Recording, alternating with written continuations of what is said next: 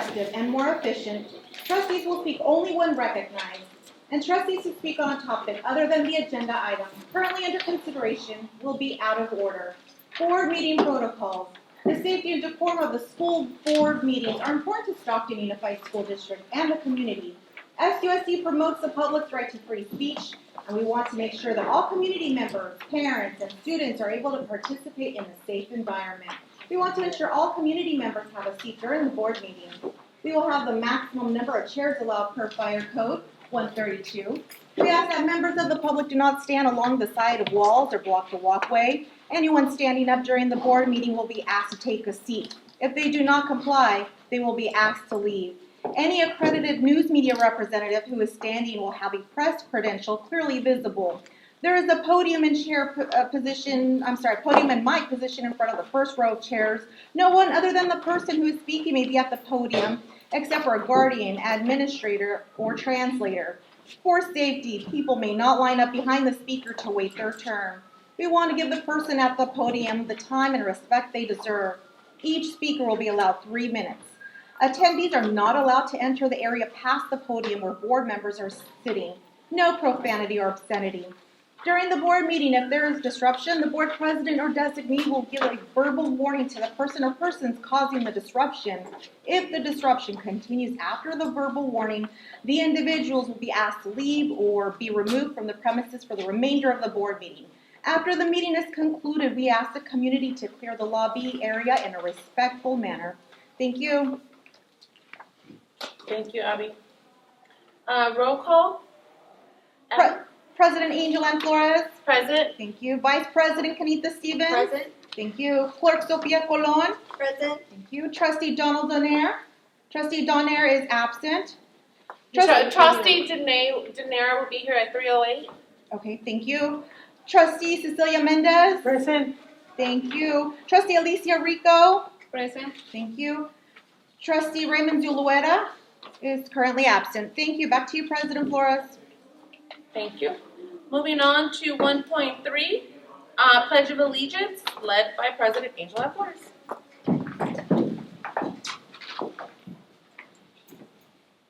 Ready? Begin. I pledge allegiance to the flag of the United States of America and to the republic for which it stands, one nation, under God, indivisible, with liberty and justice for all.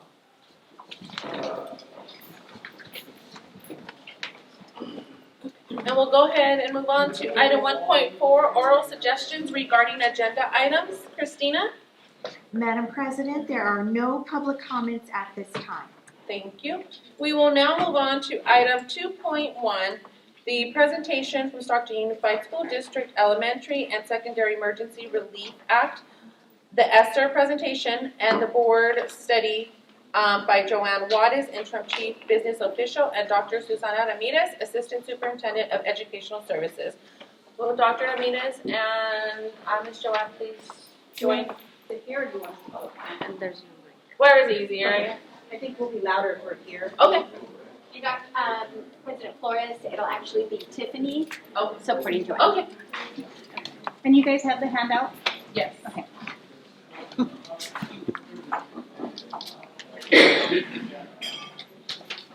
We do apologize for the power. It is beyond our control. Being told that the ETA is 5 p.m. So please bear with us and thank you for your patience. Good afternoon, Board President, Vice President, Clerk, Trustee, and Superintendent. Today I will be presenting an update on the ESSER funding. Elementary Secondary School Emergency Relief Fund, ESSER, was allocated to districts to support student academics, social, emotional, and mental health that were needed due to COVID. SUSD was approximately awarded $251 million in both ESSER 1, 2, and 3. ESSER 3 requirements were 80%, must be for strategies for continuous and safe in-person learning, 20% minimum requirement to address the impact of lost instructional time. It required stakeholder engagement, and it required a school board approved plan.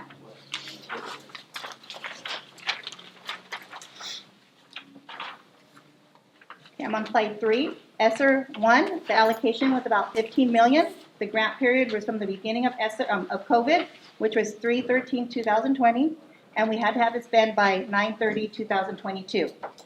All the funds were expended. The chart that's on the handout is showing each year the funds were expended by each different fiscal year. ESSER 1 was spent on the following: enrichment learning, cleaning supplies, staffing, salary and benefits, and additional comp, staff and resources to support COVID protocols, paid sick leave and medical leave, personal protective equipment, private school proportional shares, and the private schools that received that was Annunciation, All Saints Academy, which was formerly known as St. George, Presentation, St. Luke's, and St. Mary's High School. And it was also used for student nutrition, staffing and meals, and Summer Learning Academy. ESSER 2 allocation was $69 million. The grant period for that was the beginning of COVID till 9/30/2023 is when we have to spend it. The funds are all spent except for we do have one more reporting that we are required to do by CDE. The chart shows each year funds were expended and how much. ESSER 2 was spent on cleaning supplies, staffing, resource supporting COVID protocols, paid sick leave, PPE, student nutrition, Summer Learning Academy, instructional technology, and instructional material. So summary of ESSER 1 and 2 of recapturing those funds. Due to the FICMAC extraordinary audit, the IAQ purchase that was paid both from ESSER 1 and ESSER 2 was moved to general funds. Dr. Rodriguez reached out to the CDE for technical assistance. During that meeting, we learned that the district is able to recoup the $6.6 million funds back. So what we are doing is business services working with SJCOE to identify the expenditures that are allowed from general fund, and we will be moving it to ESSER, so we're allowed to capture back those funds. The ESSER 3 plan allocation. ESSER 3 plan summary, the district has a remaining of $151 million to spend in ESSER 3. $103 million has been budgeted out from project plans that we received that were submitted, and those plans can be found on the district website, and there's a website link right there on the PowerPoint presentation. ESSER 3 positions are a total of $15 million. We still have $31 million to allocate for that fund. Next slide. This chart is showing its ESSER allocation. For 3 was $156 million. We have till 9/30/2024 to spend. The chart here shows what's been spent so far in the expenditures in the fiscal years. ESSER was spent on the following. ESSER 3 was spent on the following: career technical education. The example was the Franklin Welding and Lab and the Stag Livestock Farm. CTE did submit a plan for that. It's been used on salaries, PLC, Summer Learning Academy, student books for learning, summer learning, student material to support outdoor education, teacher recruitment, art instructional material, and field trips, charter buses. The next slide are our big ticket expenditures. I'm actually going to pass this on to Tiffany. She worked hard on gathering the plans and getting it all together, and she can provide the information on these items. Thank you, Joanne. Thank you, Joanne. The purpose of the slide is to provide an overview of the possible big ticket expenditures that are being planned for the plans that were submitted on the submitted ESSER 3 project plan summaries. The additional details in these plans are available on our webpage, and that webpage is specifically under the state and federal programs side. The link and the direct URL is notated on the bottom of the slide. The intended recipient students and sites span across the district, and the district and project contacts are working with the school sites to ensure the needs are being met. This slide calls out 9 projects with a very, very brief expenditure description and the estimated amount associated with the expenditure. These projects are at various degrees of readiness. And so for a couple of these, I'll give you a little more information on their level of readiness. So for instructional materials, the project lead has already contacted the school sites for participation. The responding school sites are choosing the particular layout for the flexible seating, and that will promote the engagement and the different student learning modalities. For student athletics, this process has already been identified with the equipment, the sports training equipment that each site for the comprehensive high school will receive. However, we ran out of time last school year to submit based on the purchasing deadline. So we will be working with the school site secretary, submitting the purchase requisitions and so forth. However, some of these items that they're looking at purchasing are exceeding the $5,000 per item, so that is identified as a capital expenditure. We are required to obtain CDE's approval before we expend those funds, so we will be forwarding over that request to the superintendent for review and signature and submission to the state. And then also for the arts. So the arts are actually prepared to purchase their instruments and also move forward with the various field trips. However, again, we ran out of time based on the expenditure deadline.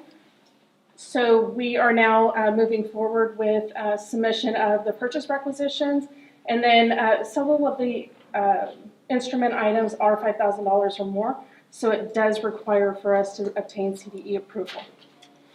On the slide, I did identify the steps to expend, and we are definitely going to adhere to these steps. So between myself and also business services, we will, one, look to see if the items require for CDE approval for a capital expenditure. If that is required, we will work with the site or the project lead, complete the form, and obtain that approval prior to submitting any other process. Once we receive that, per policy and procedure, we will move forward with the federal procurement. And then following that, we will, per policy and procedure, move forward with obtaining board approval. And then once that is been received, we will enter into a purchase requisition. Thank you. ESSER 3 positions, proposed positions. Dr. Rodriguez and myself are committed to maintain position. This chart is a list of positions that will be moved from ESSER to general fund in 24-25. The next slide is ESSER 3 positions. These are positions that, this list are positions that will be moved to different funding, such as LCFF, supplemental concentration, nutrition, CTE, bond, ELOP, and title. These positions will be moved in 24-25. The next step are the assignments of, we have an assignment of $31 million. Following, we will be signing that out once we have our position control evaluation after first interim and the frontline escape information. We will be having all our positions on escape, and we'll be able to reconcile and analyze those positions. The next step would be CD approval on any capital outlay expenditures that are $5,000 or more. School board contract approvals, continuous monitoring of the this ESSER plan.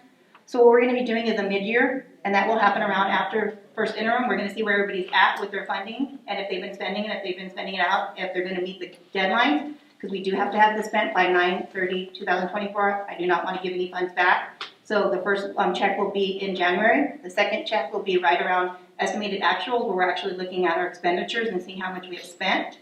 And if there's any funds that are not going to be utilized by the departments that they've been issued to, we will be reallocating that back out and looking at general fund expenditures. And continuous monitoring of timely expenditures. There's going to be communication. We're going to offer support, and we're going to hold people accountable for spending out those funds. Any questions?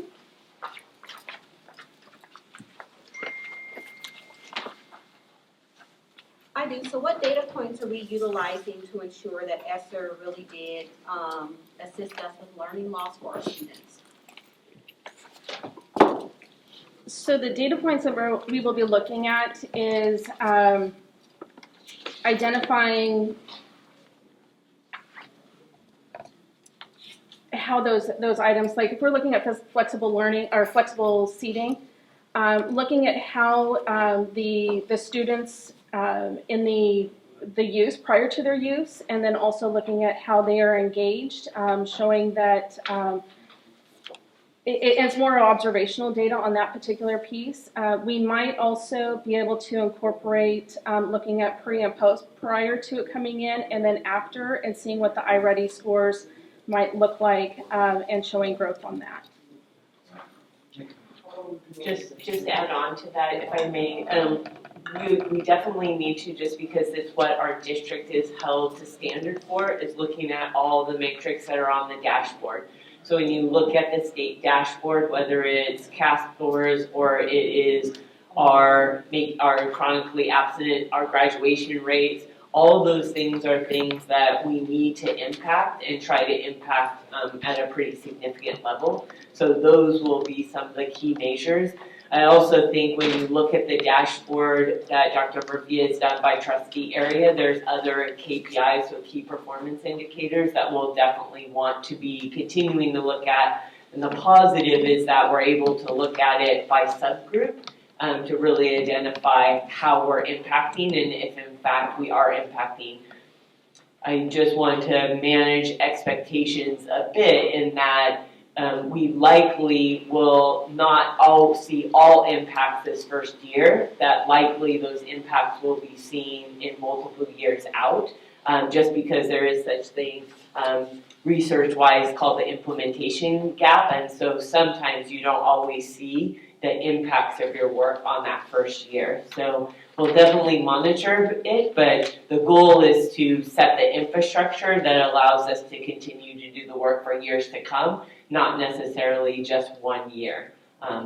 And one example is the mobile vans, right? The mobile STEM labs, right? So those aren't going to just provide impact this year, but the goal would be that that infrastructure would provide us impact for years to come, and then we would look at those CAS scores for science and look at the grades that we're impacting and see if we're actually making, making strides on those areas.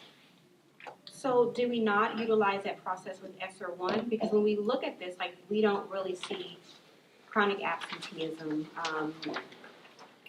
third grade literacy. So we don't see some of the components for our students when we talk about ESSER 1 or ESSER 2. Are there data points that are already put together from the first 2 years of ESSER that we can talk about and acknowledge?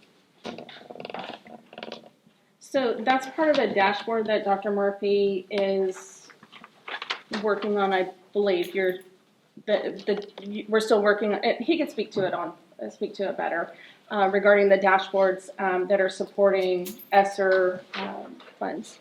Just very briefly, just to reiterate what Dr. Rodriguez spoke to, we're already collecting data points that speak to both the implementation of programs, and that's going to be in the ESSER project reports, and we've been collecting those, and I've been working closely with Tiffany as well on that. And as Dr. Rodriguez spoke to, the dashboard indicators are going to be our best, most reliable data points along with iReady. And we have those data points going back as far as the dashboard. So things that we'll be looking at and are looking at is student group performance improving over time. What is the performance gap between subgroups that were highly impacted by the COVID closures and the all group, and how is the district doing overall? So things like, just a quick example would be graduation rate. Graduation rate went up for all students as we came out of COVID, but how is the performance gap between our underperforming subgroups doing? And is it closing for those as well? So we do have those data points. They're integrated into our dashboard, and we'll be monitoring those over time as well. Thanks. How much involvement did the site admins have in this decision making? For ESSER 1, 2, and 3.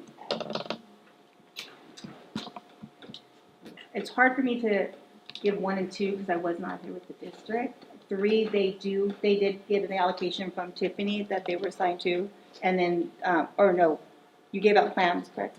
So the plans that we provided were based on the existing plan and the categories that were identified. So we had district level project leads, and the project leads would then reach out to the school site administrators for those supports.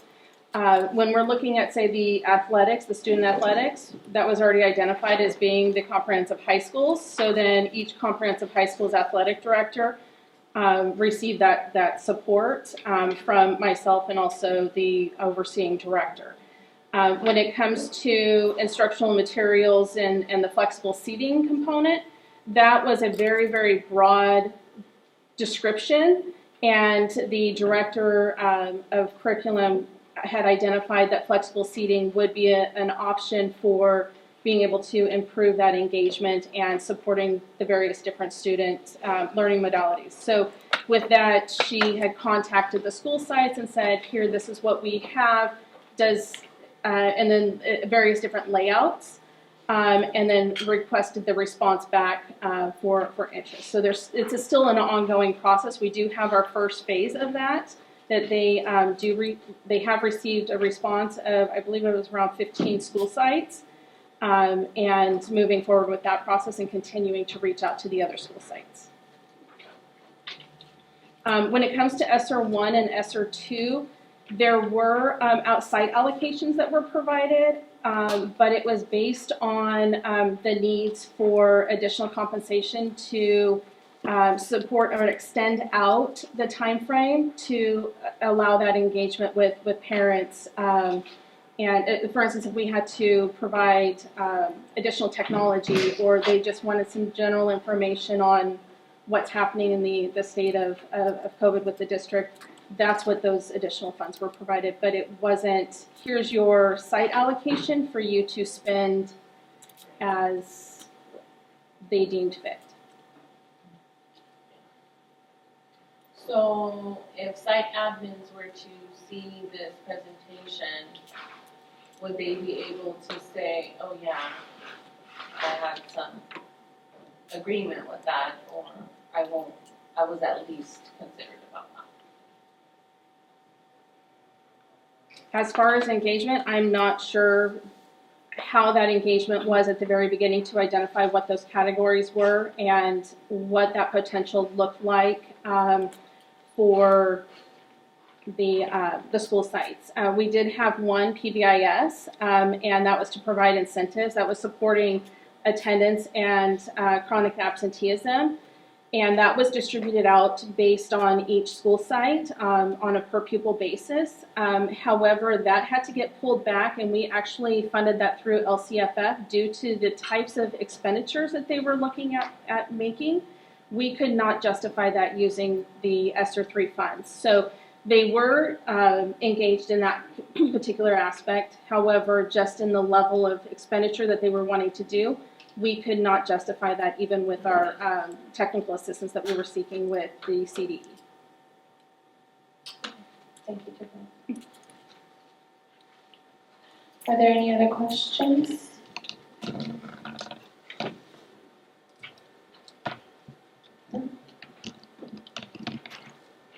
you.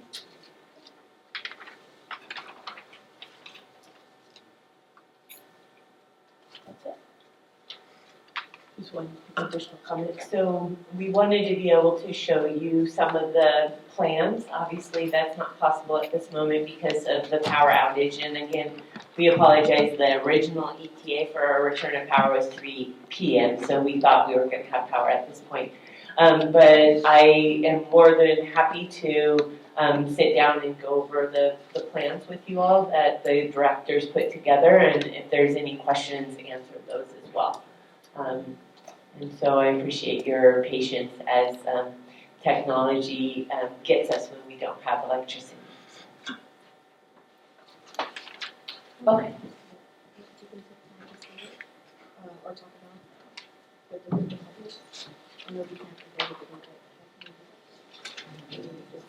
about separately. Oh, okay. Okay, we'll go ahead and call this meeting to adjourn at 3:26. We will reopen again at 4 o'clock.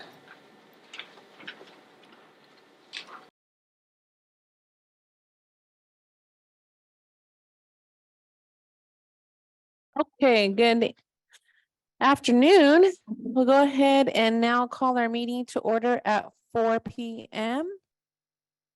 And Abby will read the language under public content. In order to help assure compliance with the Brown Act and in order to make our board meetings more effective and more efficient, trustees will speak only when recognized, and trustees who speak on a topic other than the agenda item currently under consideration will be out of order. Board meeting protocols. The safety and decorum of the school board meetings are important to Stockton Unified School District and the community. SUSD promotes the public's right to free speech, and we want to make sure that all community members, parents, and students are able to participate in a safe environment. We want to ensure all community members have a seat during the board meeting. We will have the maximum number of chairs allowed per fire code 132. We ask that members of the public do not stand alongside of the walls or block the walkway. Anyone standing up during the meeting will be asked to take a seat. If they do not comply, they will be asked to leave. Any accredited news media representative who is standing will have a press credential clearly visible. There is a podium and my position in front of the first row of chairs. No one other than the person who is speaking may be at the podium except for a guardian, administrator, or translator. For safety, people may not line up behind the speaker to wait their turn. We want to give the person at the podium the time and respect they deserve. Each speaker will be allowed 3 minutes. Attendees are not allowed to enter the area past the podium where board members are sitting. No profanity or obscenity. During the board meeting, if there is disruption, the board president or designee will give a verbal warning to the person or persons causing the disruption. If the disruption continues after the verbal warning, the individual will be asked to leave or be removed from the premises for the remainder of the board meeting. After the board meeting is concluded, we ask the community to clear the lobby area in a respectful manner. Thank you. Thank you, Abby. And roll call now, also taken by Abby. President Angel Ann Flores. Present. Thank you. Vice President Kenita Stevens. Present. Thank you. Clerk Sophia Colon. Present. Thank you. Trustee Donald Donaire. Present. Thank you. Trustee Cecilia Mendez. Thank you. Trustee Alicia Rico. Present. Thank you. Trustee Raymond Zulueta is absent. Thank you. And back to you, President Flores. Thank you. Moving on to item 1.3, oral suggestions regarding open session agenda items in section 1 and closed session. And Christina will announce the number of public comments and request each person to provide their public comment in the order they were received. And Yvette will be the timekeeper. Madam President, there are no public comments at this time. Thank you. Moving on to item 1.4. Public employee discipline dismissal release, and that's only if an employee requests that the complaint of charges be heard in open session. Mr. Doug messaged us and he is in traffic and he should be arriving within a few minutes. So we'll table that for now until Doug comes in. Moving on to item 1.5. The board will consider in closed session the items listed in closed session by Vice President Kenita Stevens. Thank you, President Flores. In closed session, we will consider item number 2.1A, public employee appointment, certificated resignation and appointment. 2.2A, public employee appointment, classified resignation, retirement, rescind employment offer and appointment. 2.3A, public employee appointment, professional expert coaches, appointment. 2.4A, public employee discipline, dismissal, and release. 2.5A, conference with legal counsel, anticipated litigation, significant exposure to litigation under subsection D-2 and E-3 of Government Code Section 54956.9, claim number 618797. 2.6D, student expulsion, ZZ 18, and back to you, Madam President. Thank you. And we will go ahead and recess to closed session at 4:04.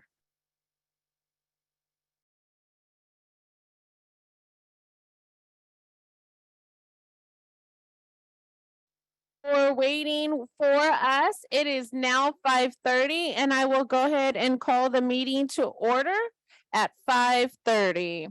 And we will go ahead and start off with the Pledge of Allegiance led by Dr. Susana Ramirez, Assistant Superintendent.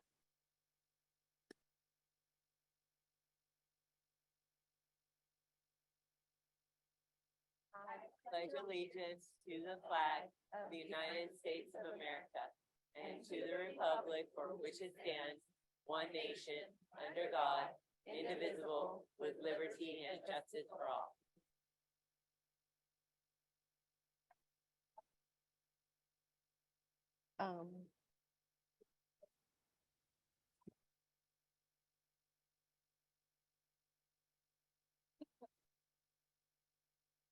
Okay, we will now go over 4.2, which is action taken in closed session by Vice President Kenita Stevens. Thank you, President Flores. In closed session, board motion to approve item 2.1, public employee appointment, resignation, and appointment. Motion carried 6-0 with 1 absent. The board also motioned to approve item number 2.2, public employee appointment, resignation, retirement, rescind employment offer, and appointment. Motion carried 6-0 with 1 absent. Excuse me, Vice President Stevens, Yes. you should say who was absent, so it's clear who Oh, voted sorry. how. Okay. For 2.1, absent was trustee Zulueta, and 2.2, absent was trustee Zulueta. Item 2.3, board motion to approve item 2.3, public employee appointment for professional expert coaches and appointment. Motion carried 6-0 with trustee Zulueta being absent. Item 2.4, no reportable action. Also, item 2.5, board motion to approve claim number 618797. Motion carried 6-0 with trustee Zulueta absent. And item 2.6 will be taken care of in closed session. Back to you, trustee. I'm sorry, in open session. Back to you, trustee Flores. Thank you, VP. We will now go on to item 4.3, the order of agenda, and Christina will read the oral announcement. Thank you, Madam President. This is the opportunity for the Board of Trustees to make any changes to the order of the agenda. Otherwise, the order of the agenda will be as published. Thank you. I would like to go ahead and motion to put item 7.1, which is the recognitions of our awards of our cadets at the first of the agenda. Can I get an approval? Second, Stevens. Vote. Do we need to vote on that? No, I think we're just okay to do it, right? Yeah, motion. Motion to vote, yeah. Yeah. Can we go ahead and vote Because you need to put to approve to put 7.1 before public comments? Vice President Stevens, Yes. Clerk Colon, Yes. Clerk Colon, Yes. thank you. Trustee Donaire, Yes. Trustee Mendez, yes. Trustee Rico, Yes. Trustee Rico, Yes. thank you. Trustee Zulueta, Yes. President Flores. Yes. Motion passes unanimously. Thank you. All right. And if I can now have our chief, Myra Franco, Department of Public Safety, come up to the podium. Do you want to say something before we hand out the awards? Oh. Barely, you got it. Is it on? Yeah. And you can still hear it over the thing, so Awesome. you're Okay. good. Well, good evening, Superintendent and Board of Trustees and community. Thank you for having us here. I'm here to present our Explorer Group to you. Our Explorer Group, as you can see, is one of the largest in the county. Actually, not one of the largest. It is the largest in the county. And so it goes to show the efforts our department takes in really knowing how to engage and specialize with our community. This was a project Lieutenant Marquez and our executive assistant, Perry Touch, started from the beginning. It started about 3-4 years ago. And it's just grown from there. We're actually having cadets from other agencies wanting to join our Explorer program. And with that, because this is their baby, I'm gonna let Lieutenant Marquez speak in regards to our Explorer program. Can you guys hear me? I might have to pause every once in a while because these kids have grown on me. So, ladies and gentlemen, SUSD Superintendent, SUSD Board. You can do it. You got this, Marquez. Breathe. Just take a deep breath. How can I be stern and do stuff in this? Okay. SUSD Board President, SUSD School Board.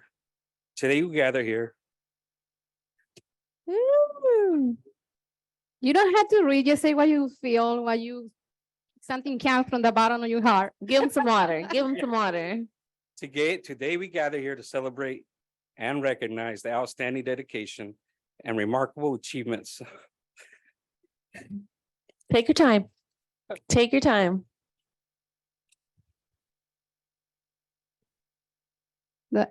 So these competitions are a statewide competition. These kids beat Riverside Sheriff's Office, San Bernardino Sheriff's Office, Stockton PD, Modesto PD, large agencies. Our kids. Yeah.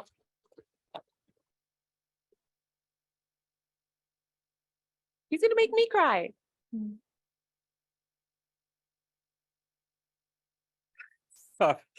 You can do it, Mr. Marquez. The kids are watching you. You can do it. In a world where the challenges faced by law enforcement are ever evolving, it is crucial to nurture the next generation of leaders who will carry forward the torch of public safety.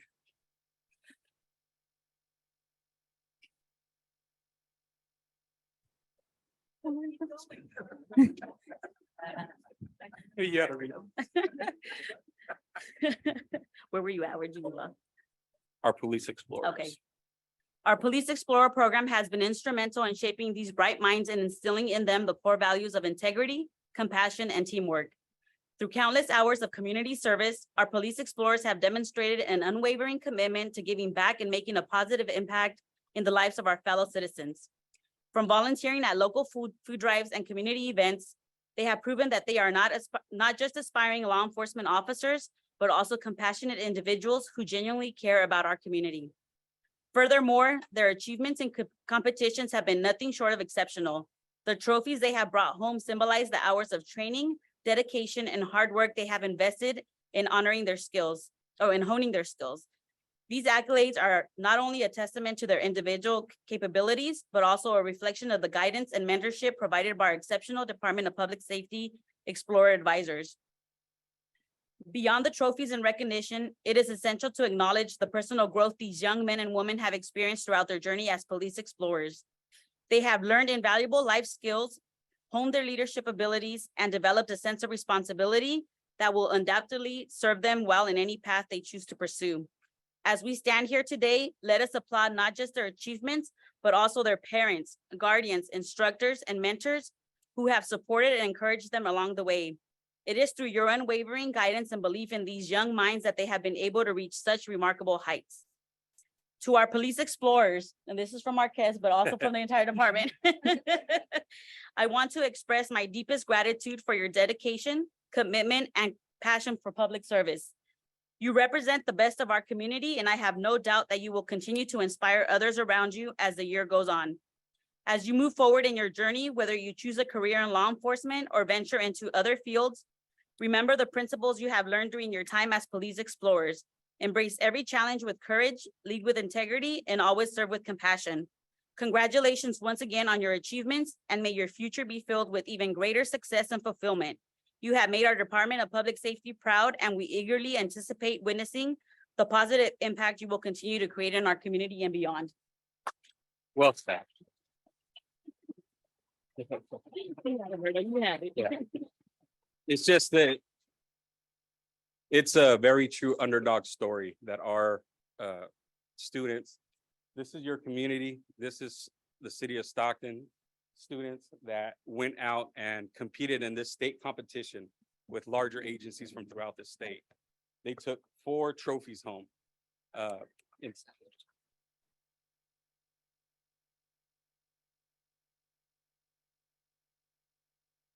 It was first place in a hostage rescue situations. And this is a huge one because it was 3rd place in DUI, and CHP always wins that. So 3rd place in DUI. We have 1st place in the male obstacle course with 44 seconds. Was it, you got 2nd or 3rd? 2nd place in the bus assault. And we went out to the facilities yard with transportation's help and did the bus assaults out there. So we took 2nd place in that one.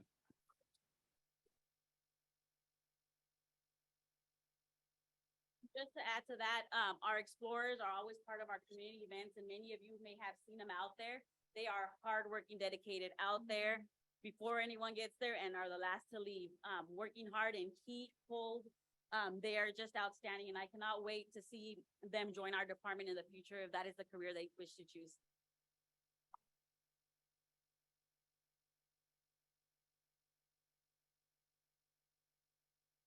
And I'm just getting them ready. So I'm gonna do what we're taught is while you get ready, you talk about something else while you're doing that to distract them, right? So with that being said, I just want to brag a little bit about your chief who brags about you guys. I know I said it earlier to you when I walked in, but I want to say it again publicly. Your chief and Marquez and your staff brag about you. We've heard about you and all the good things that you are doing. And as your board president and up here with the rest of the board, I'm sure that the rest of my colleagues would agree that we are all very, very proud of you. And we look forward to watching you do what you need to do. And from what I'm hearing, you have to be 21 to be a SUSD PD. So I'm saying that when you guys turn 21, I'm looking forward to the increase in SUSD PD force that'll be coming on to our district. So with that being said, I am now ready. And as I call your name, please come up as we hand you your awards. And first, I'd like to call Antonio Leo. Yeah.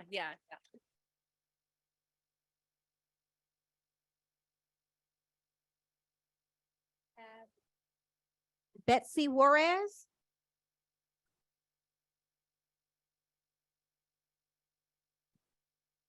Henry Berto Garcia.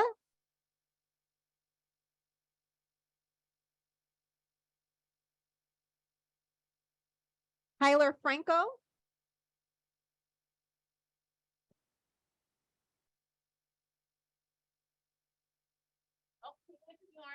Oh, wow. Steve Fleming.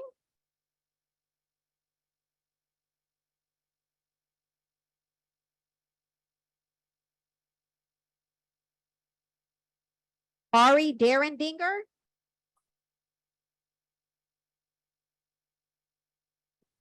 Brandon Chavez Ramirez.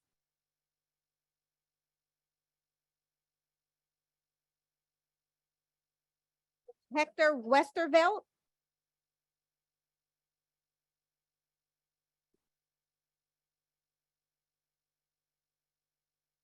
Joshua Zavala.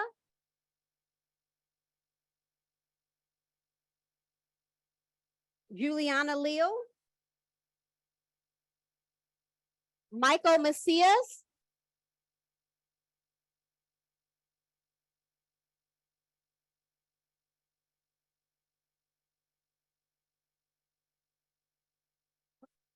Roberto Marquez.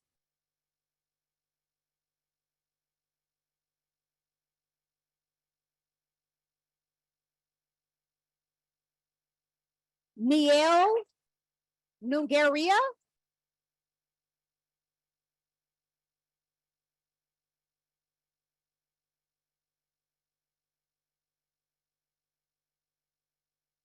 Kevin Paras Santos.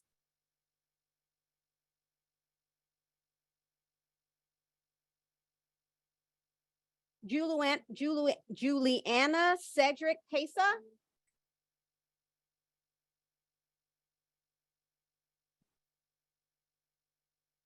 Zion Pitts.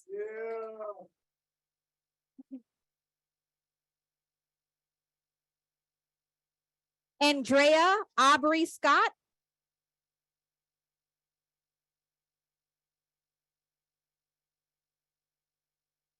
Raya Sin.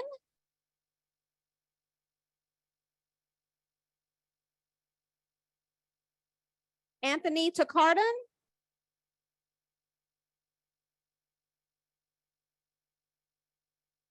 Carlos Toledo.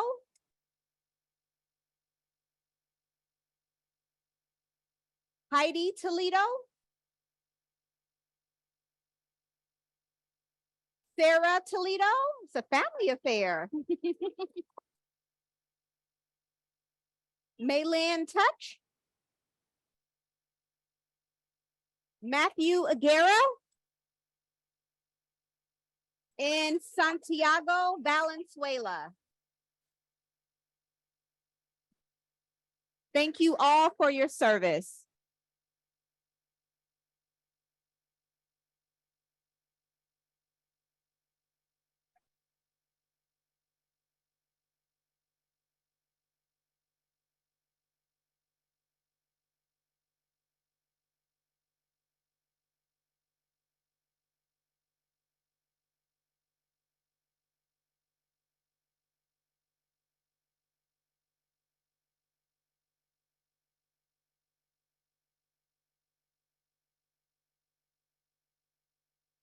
They're too tall for you, President Flores. Here we go. 1, 2, 3. One more. 1, 2, 3. Then I'm going to take one with the phone. Trustee Rico's this way just a little bit. We have these nice, tall, young blowers. One more on the camera, and these will be available on Facebook and the website for all the parents to get. Okay.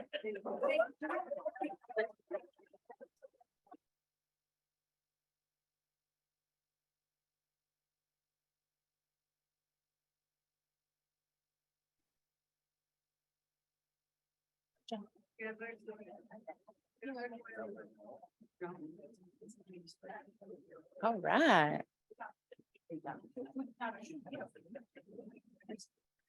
So you guys are what, about how old are our kids about here age?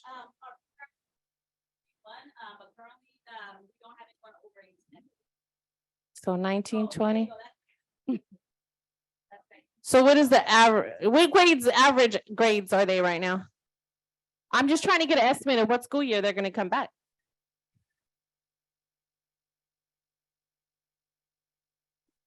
Okay.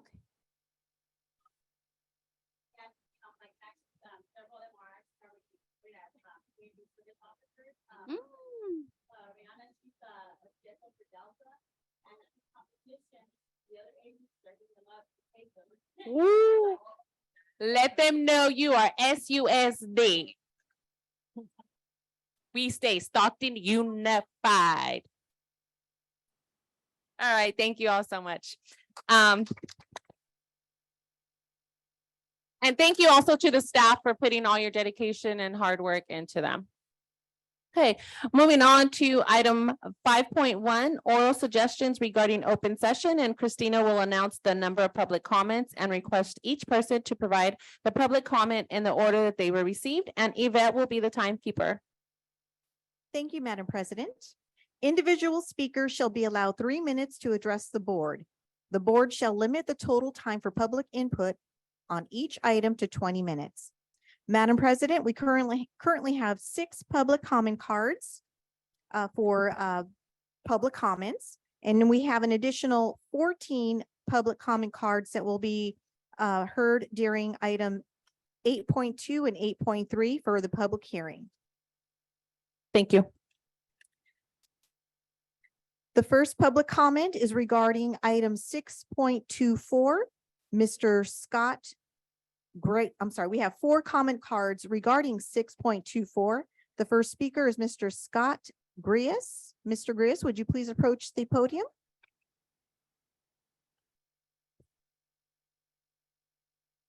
Go ahead. Hello. So I'm Scott Graffius, the current president of the Greater Stockton Chamber of Commerce. I'm pointing because it's right over here.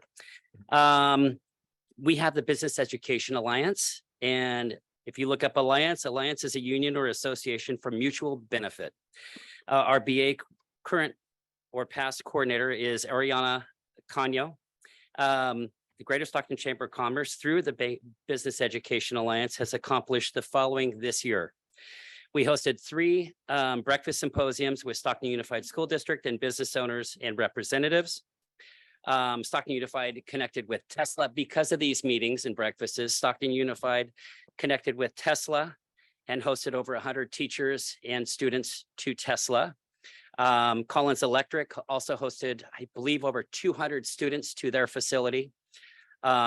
At the breakfast symposium, the city mayor's office made a promise to connect Stockton Unified to the right people to host Stockton Unified School District students as City of Stockton summer interns. This opened the way for over 100 students to become interns during this current summer. This current year, I should say. The Greater Stockton Chamber of Commerce hosted a student intern also, actually within the chamber. Jose C. Jose learned multiple skills throughout the office, and he was a joy for everyone when he was there. Good person. The Business Education Alliance reached out to Stockton Unified School teachers and was able to help some of them with different events throughout the school year. This included guest speakers, which was at Stagg High School, college and career fairs at Edison High School, mock interviews at Cesar Chavez and Weber Institute. I helped with those also, was an interviewer, and senior projects at Weber Institute. The BEA, and when I say BEA, it's Ariana Canyo. That's the person that is the face of that. Helped Cesar Chavez starting their very own Dress for Success clothes closet that is now located in their school for any future mock interviews or presentations. So we donated a bunch of clothing, lightly used, whatever, clean also. Many local businesses did not know what Stockton Unified School District was doing before we had these breakfast symposium meetings and through the CTE program.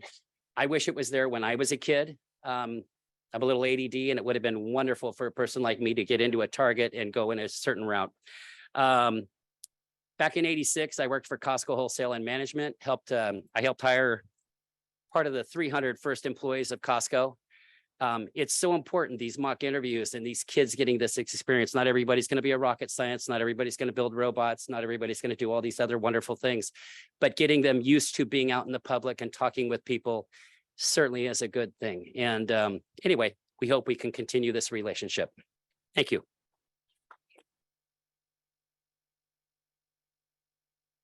The next speaker is Mr. Eric Vaughn. Mr. Vaughn, would you please approach the podium?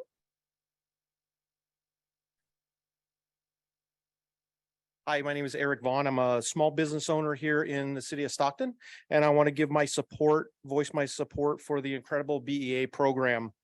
The Business Education Alliance has proven to be an invaluable program and a platform for our students, fostering essential connections. With employers like myself, the BEA offers a unique opportunity for students to engage in mock interviews, enabling them to refine their skills and build confidence that they need as they're going out into the world. So I just want to voice my support and hope that we continue this alliance with the BEA. Thank you.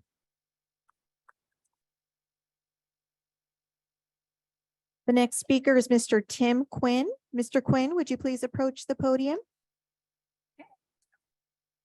Thank you. Again, my name is Tim Quinn. I'm the CEO of the Greater Stockton Chamber of Commerce, and I'm speaking in support of the Business Education Alliance MOU agenda item 6.24. The Greater Stockton Chamber of Commerce has had a fantastic relationship with Stockton Unified and the Business Education Alliance for the past over 20 years, and we're hopeful to continue that relationship. When employers and educators work together to understand each other's needs and requirements with the goal of improving educational outcomes, everybody wins. Whether our young people go on to college directly or directly into the workforce, the skills and ability they learn, they're all the same. They need the skills to communicate, soft skills, academic achievement, interpersonal and group skills, and problem solving. Without these, our youth will not find successful careers, and employers will not have high quality personnel needed to compete in the global marketplace. Through our over 800 member businesses, we are easily able to connect the business community to the schools. We can get the stakeholders in the room together to talk about the issues facing our students and issues facing our employers and come up with solutions. We can save Stockton Unified teachers, counselors, and principals time on connecting with the right people for the right industries. Who better to help build and shape a qualified workforce than local businesses themselves? Speaking to that end, I have a statement here from one of the businesses that was able to connect with SUSC at one of our breakfasts. Dan Suma, owner of DJS Media Consulting, couldn't be here today, but wanted me to pass on and to share his experience. Dan says, the BEA program has made a significant impact on me, both personally and professionally. Having the opportunities to meet with other businesses and government representatives who share the same goal of impacting students has been encouraging. In early 2023, our company DJS Media Consulting was able to connect with SUSC at a BEA breakfast, and we went on to provide career in media's presentations at 7 SUSC high schools and partnered with the school district for a college and career fair. We are looking forward to continue our involvement with the Stockton Chamber of Commerce and BEA program. In my experience, this program does an exceptional job of putting the needs of students first and connecting them with local businesses. So those were Dan's comments. So in closing, I really encourage you to continue the support of this program. It is very imperative for our businesses, business community to be able to interact with these students and really help get them ready for their careers. Thank you.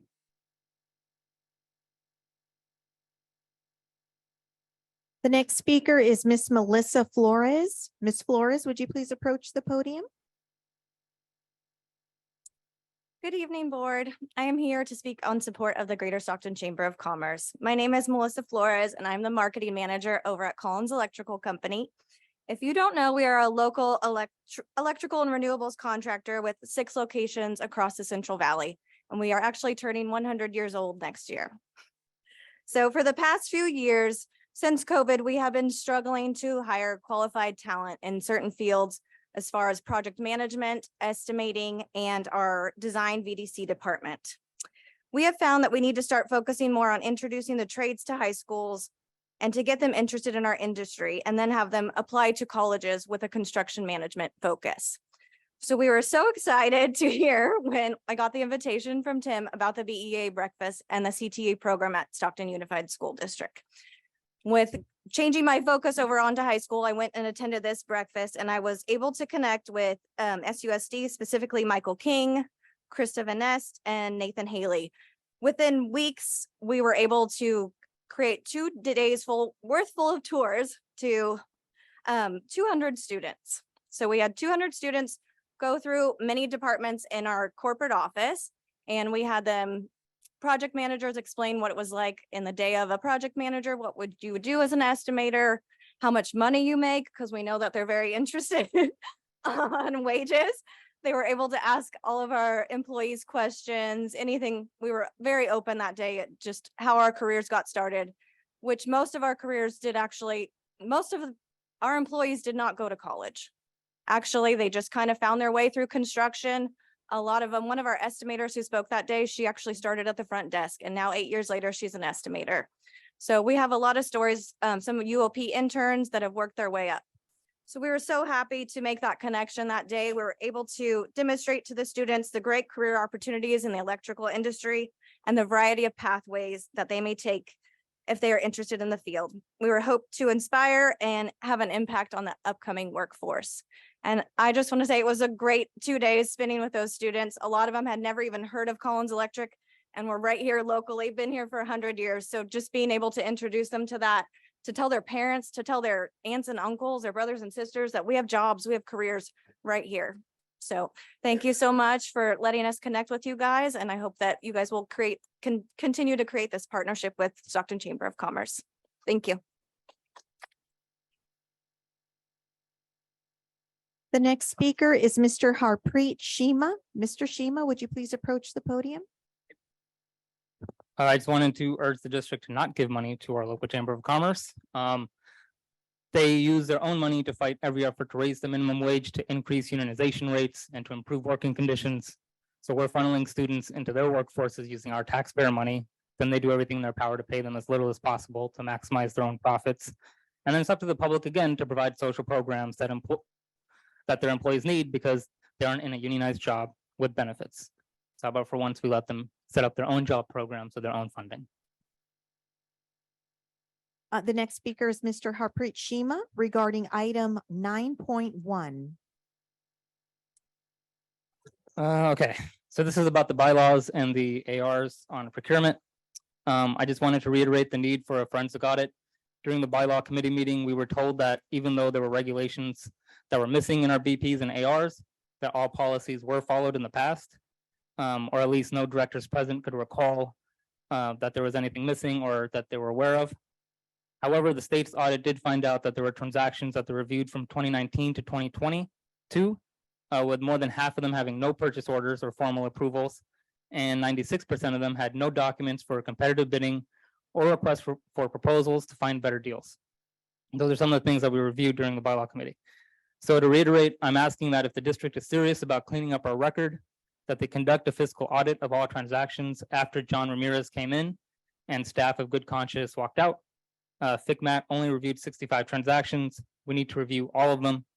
How many of these contracts were improperly paid, which staff failed to follow state and federal guidelines and regulations, and were there conflicts of interest and profiteering, and will anyone be held accountable? Thank you. And the last public comment is from Mr. Harpreet Shima regarding 11.3.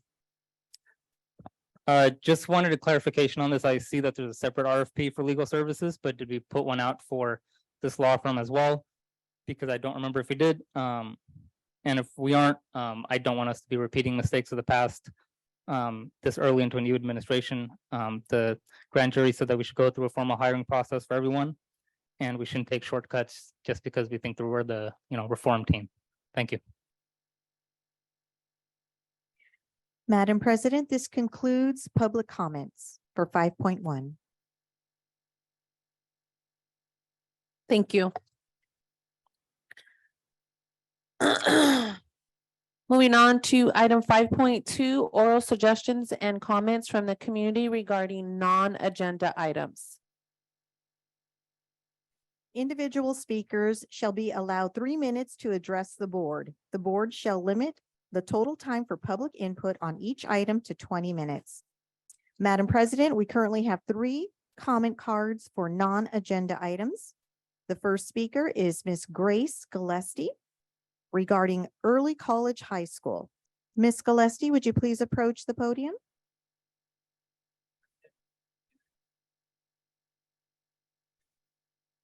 Okay, Ms. Gillespie is going to yield her time to Mr. Harpreet Shima. Mr. Shima, would you please approach the podium? All right, sorry, this might be a little long. But today, Don Shelby published an op-ed in Stocktonia titled, quote, "A New Era for SUSD, Entering Success Through Community-Driven Leadership." This seemed an appropriate venue to respond. As we head into the new school year, I think it's time to start putting some cards down on the table. Don Shelby is the president of San Joaquin A+. In 2021, SJA Plus received $400K from the Charles and Helen Schwab Foundation, a leading supporter of charter schools. They received $250,000 from the Bloomberg Family Foundation, also a big charter school advocate. And this is, of course, only a small fraction of the revenue for 2021, with Don Shelby taking home about $300,000 last year. San Joaquin A+ was started in 1997 by the county's top business executives to, quote, "improve school systems."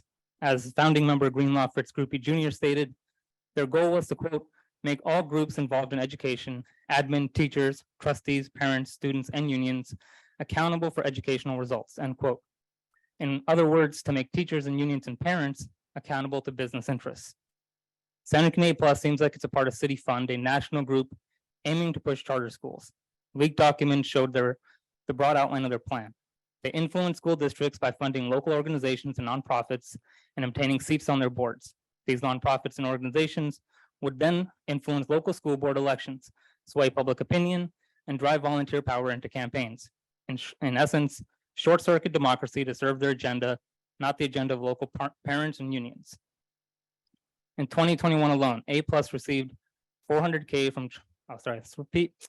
So what is A+ up to locally? After all, San Joaquin A+ is not here to push the charter schools that are here today.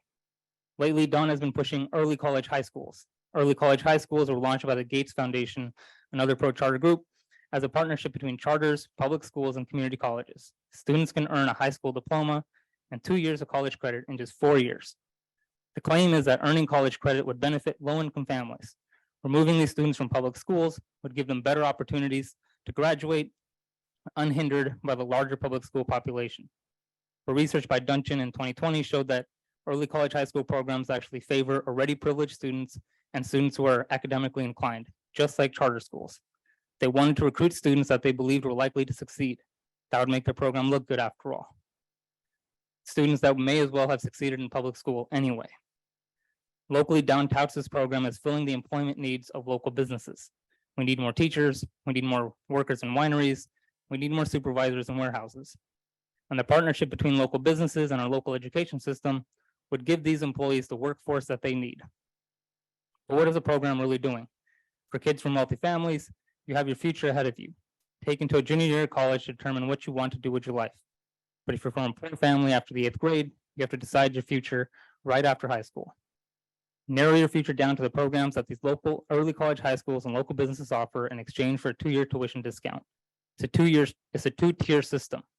What we should be doing is building a public education system that lets any child, regardless of their background, succeed in the careers that they want.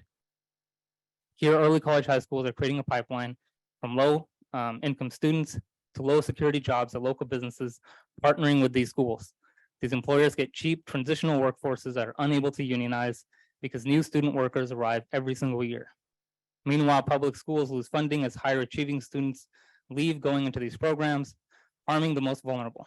Early college high school programs boost charter enrollment, they're weakening unions, and they're increasing Santa Fe Plus's political power as their support becomes required to maintain funding of these early college high school programs.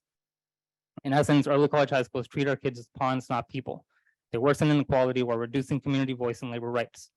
Our schools need genuine community-driven leadership, not the agenda of a 20-year pro-business agenda of our local oligarchs. I know nothing like that is on the agenda today, but if it comes up here or at the county level, I would urge the board to publicly stand up against the agenda of Santa Fe Plus and the local business leaders. Thank you. The next speaker is Miss Alyssa Leva. Ms. Leva, would you please approach the podium?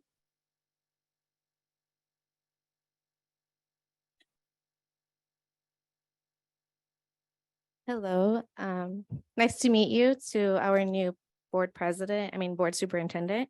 I wanted to address, just wanted some higher transparency because according to KCRA 3, then Vice Mayor Christina Fugazi is now appointed as assistant principal at Steig High School. And there was an incident with Ms. Fugazi at Edison High School with an interaction with fighting involving students. This was cleared under then John Ramirez Jr. And so the grand jury addressed a lack of student safety at this time. So I wanted to talk to the superintendent about just having higher transparency. Is this protocol that we're allowing from our administrators with our students? What's our plan to improve student safety with trauma-informed? I'm suggesting trauma-informed behavior intervention with de-escalation, not excessive force. SUSD has been addressed by other investigations with excessive force. And how can we improve violence on and around our schools when our administrators behave this way? Thank you.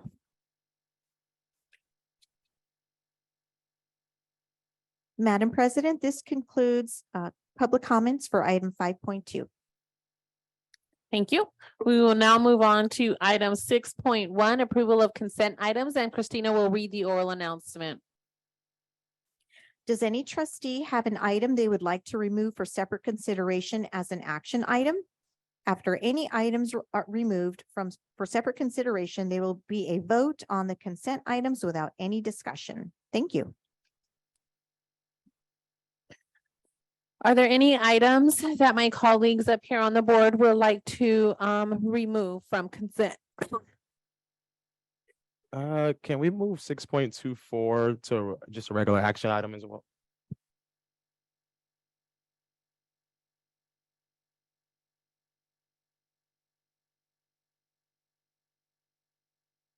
I'm sorry, you want to move it to what? Action?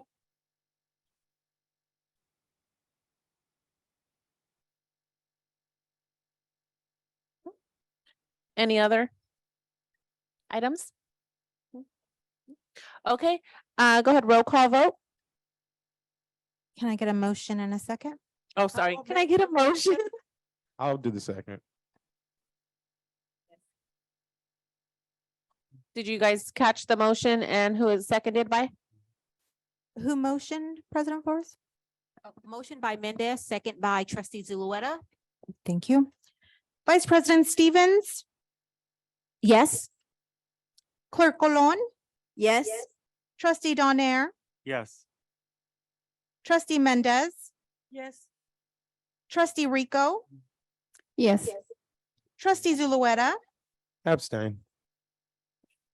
President Flores. Yes. Motion passes 6-0 with Trustee Zulueta abstaining. Thank you. Thank you. Moving on to item 8.1, adoption of the 23-24 annual service plan and annual budget plan, the local plan for Stockton. Oh, sorry, you guys. Moving on to 6.24. Can I get a motion for discussion? I will motion. Second, Stevens. Discussion? I just want to ask, like, there's no way that this, amount of money can be less, or that maybe the business council could pick up some of this money, because it's coming out of our LCFF dollars. And while it can be something great, I also understand, setting up students to go work for jobs that aren't necessarily, union, based and supported. So just thought I should ask.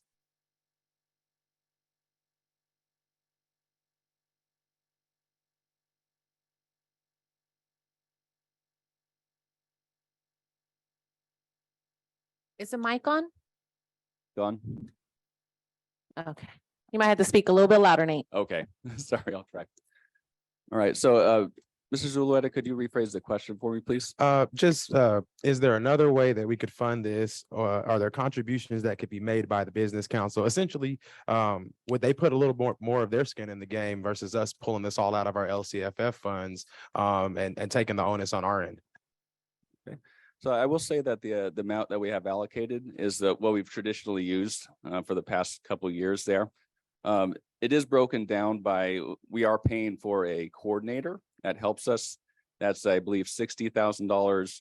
There's $15,000 allocated towards towards holding breakfast for the businesses, and the rest of it to cover some other expenses. So it's actually, in my opinion, it's a pretty reasonable cost for what we're paying for someone's salary to help coordinate these. We have not. Would you like to discuss, Tim, on what the BE could contribute? Yeah, so like I said, it's for a salary person and then putting on these events and everything.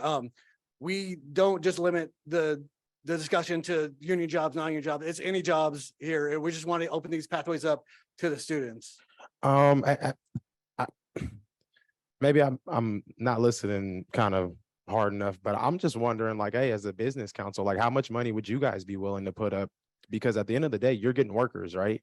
And so, like, if we're preparing workers essentially for you all, what investment are you all making other than to come and say, hey, you can come work for us? Right. We're not involved. The Greater Stockton Chamber of Commerce is a 501c6 nonprofit organization.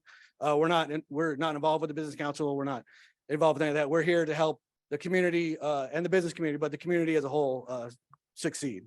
So you think that's something that maybe as we move forward in the future, that it might be imperative, right? That these businesses also make an investment other than, just having a business and looking for workers, right? We want our students to not only have jobs, but we want them to have jobs that are at a high enough competitive level, not only to just, buy a home and, live and grow here in Stockton, but we want them here, for their whole lifespan, right? Not leaving it, That's what the Business Education Alliance partners with the CTE to partner with these jobs that are living wage jobs, that are career jobs, not just, getting them ready to work at someplace minimum wage or whatever. They partner with all the career technical education pathways to give the students more opportunities to learn more about these pathways to be successful. Yeah. So one thing that the members of the BE or the Chamber of Commerce do for us is they do donate their time. Also, they donate towards helping send the kids to like Skills USA competitions. So in a lot of ways, they are investing. It might not be a monetary investment, but the businesses themselves are investing their time, which really is the value to us. As far as to what sort of jobs they're going into, we do have a really good relationship with the trade unions, and a lot of that came from the relationship through the BEA. So there is, I mean, there's a wide variety of needs as far as what our community has for jobs. And so the most important thing is that we have relationships that help connect kids with the jobs so they know where to go afterwards. So that's one of the valuable things I find from the BEA relationship is that we are connecting kids with local businesses that are going to keep them there. And just so I'm clear, so I mean, I guess the answer to my question is no, like there's no other opportunity for financial support to be coming from other places or other groups outside of our LCFF. All right, thank you. So just a point of clarification. So there is. So I'm a attendee of BEA. I go to the monthly meetings. We also receive donations to our 1852 foundation that does go to support our students who are in CTE. So if a student may have an internship at a construction job, and if they need boots or if they need shirts or goggles, we're able to provide that support to our students. So we do receive donations from the businesses that come out to the BEA event. So yes. Clerk Cologne has a question. Thank you. Just wanted to clarify that this MOU is with the Greater Stockton Chamber of Commerce. You don't actually employ any of our students, but you make the connections, right? So this is for, as you're explaining, for a full-time position, and the extra goes towards paying for these activities, breakfasts and things like that, taking students to, as we heard, touring businesses and so forth. So the connections are being made, we heard today, but the actual hiring is not done in this MOU, has nothing to do with actually hiring students, but it's just building that connection and having the infrastructure of a person to help coordinate that. Correct. Okay, thank you. I have a question. What is the actual dollars that we're giving? What is it going to? Tim, could you speak to? Oh, yeah. Yeah, so it goes to the salary of the full-time staff person and the workers' compensation and insurance and everything for that position, as well as you said, the breakfast symposiums, those cost money to put on to get the people there. And then just the rest of the money is going towards, like you said, helping the students get to these different things, investing in the student and this making this program. So Yeah. the coordinator, is that employed by SUSD? They work for They're, us? Stockton Chamber of Commerce. They work for Stockton, so they're Correct. stationed in your business Correct. They have and worked out of offices. you, okay. Yeah. And so, yeah, they run, if this gets picked up, they'd run through the end of the contract, which would be June 30th of 24. And how much of it is salary wise? Cause I see here it's 98,000. Yes. How much of that goes to the? Let me grab my workshop. Yeah, while he's getting those numbers, I can definitely say that the coordinator that we employ through the BEA has been a very vital connection for our work-based learning coordinator, Krista Van Est. She's able to arrange events, and then Ariana Cano, the coordinator, helps to contact businesses, get them out to those events and coordinate all those things. So it frees up our coordinators time to be able to do higher level things like coordinate internships and stuff like that. All right, so towards the salaries, 50,000. Okay, thank you. I just want to say that at our BEA breakfasts, we do get presentations from students, and the pride and the joy and the excitement that these students are getting by participating in these opportunities, it's really increasing their what word am I looking for? Their self-esteem and their opportunity to know that after they are done with high school, there's that opportunity for them to at least, there's a door open for them. And that's exactly what we want to do. We want to create the pathways for them. And we have to be realistic that a lot of our students don't go to college. And some of them really have to go to work right out of high school. So I just want to say that there's a lot of positive of that. And I am always excited, as we all are when we attend these BEA breakfasts, because there's the skills program, there's the flower program, there's the photography program. There's so many programs that I didn't even know about if I hadn't attended these BEA breakfasts to see the presentations and the results, right? We're always talking about results. And I think the results and the pride in them when they are speaking, they get to go to conferences and present and these competitions. And so I am always in awe of what our students learn, and their presentation skills are just increasing as they go. So thank you.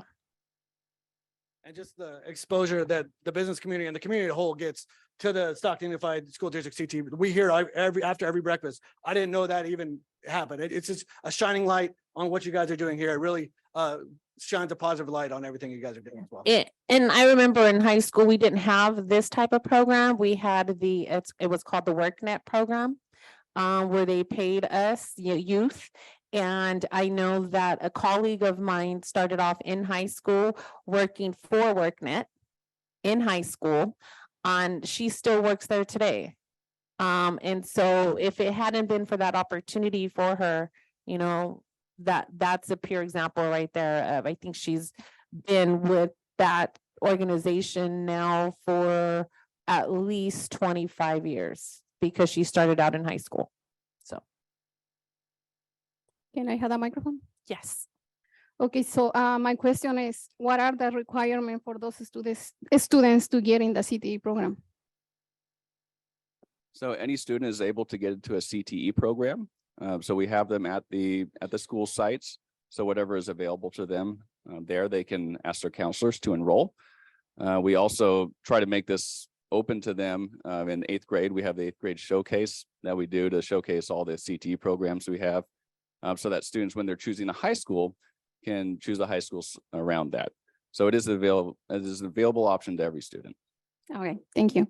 And then I also forgot to add, our unions and our non-union businesses are at these breakfasts, and it's one thing that they come together on. I know there's issues between union and non-union, right? But this is one thing that they all come together on and support together.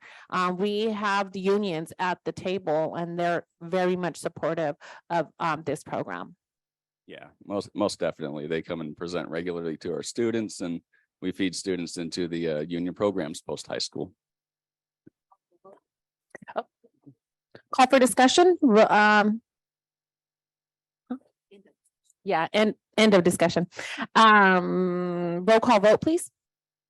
Vice President Stevens, Yes. Clerk Colon, Yes. Trustee Donaire, Yes. Trustee Mendez, Yes. Trustee Mendez. Yes. She said yes. Oh, thank you. Trustee Rico, I'm staying. Trustee Zulueta, No. President Flores. Yes.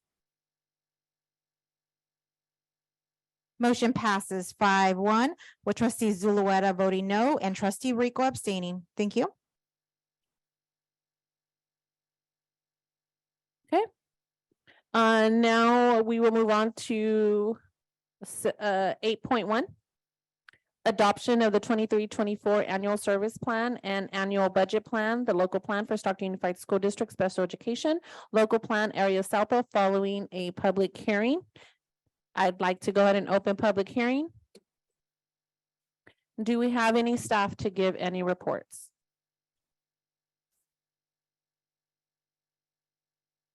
And Stephanie Reeves will be coming to the podium. Hi, Good evening. This is the first time I've ever done this, so I'm a little nervous. So here we go. So good evening, Board of Trustees and Madam President and Superintendent Dr. Rodriguez. How's that? Did I pass? Yes. Thank God. Okay. So what we wanted to do is just kind of give you an overview. We'll certainly hand you this handout, or we can send it to you. We have a PowerPoint for this. But basically what we're doing is every 3 years, we review our annual plan for SELPA and special ed, as well as the annual budget plan. And what we want to do is it spells out that we are ensuring with SUSC, with our SELPA, that we are providing services for all students to access their education, that they're afforded the appropriate services to do that, and that we are also providing as a district and a SELPA the funding to support that. And I want to introduce Missy Doherty. She's our program specialist guru for SELPA and special ed. And I wanted to share this with her tonight. So we just wanted to share with you that, again, this is our 3-year review. We call it our own special education triennial. So that's kind of the inside joke. We're going into our own triennial. And with that, it's all of San Joaquin County that does this. So we're actually doing this with the other districts and along with the county, where we're looking through all of the local plan from its entirety. And that's why you see so many sections. But typically after this year, next year, we're going to just review the annual service and the annual budget plan. And that, again, just to remind folks, we are a single district SELPA. So we are responsible and obligated to make sure that we are providing all services as appropriate, as well as making sure that we have the right funding and resources to do so. So this year it's showing the governance that we at Stockton Unified will be following the board policies that help support all of our students with disabilities.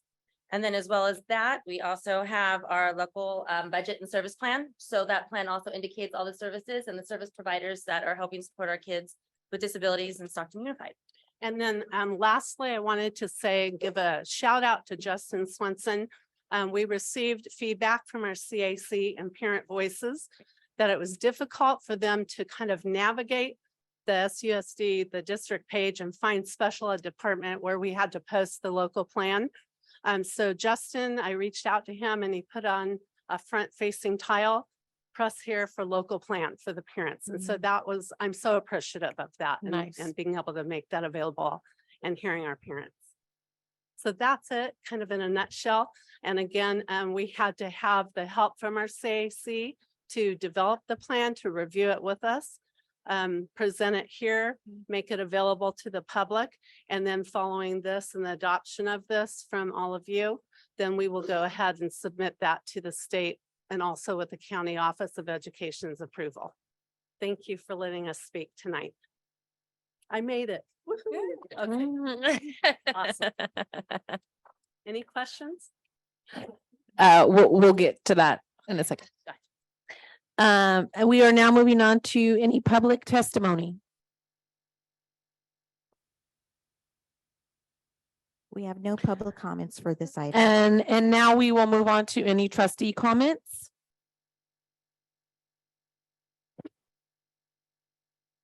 No trustee comments. I will go ahead and now close public hearing. And can I ask for a motion? I'll make a motion first, Cecilia Mendez. Can I get a second? I'll second. And roll call vote. Vice President Stevens? Yes. Clerk Colon? Yes. Trustee Donaire? Yes. Trustee Mendez? Yes. Trustee Mendez? Yes. Thank you. Trustee Rico? Yes. Trustee Zulueta? Yes. President Flores? Yes. Motion passes unanimously. Thank you. Okay, moving on to item 8.2, public hearing for charter petition of Unbound Stockton School. We will now convene a public hearing on the Unbound Stockton Community School Charter Petition. And Dr. Ramirez, can you please provide your staff with the staff report at this time? Good afternoon, Board President, trustees, and Superintendent Rodriguez.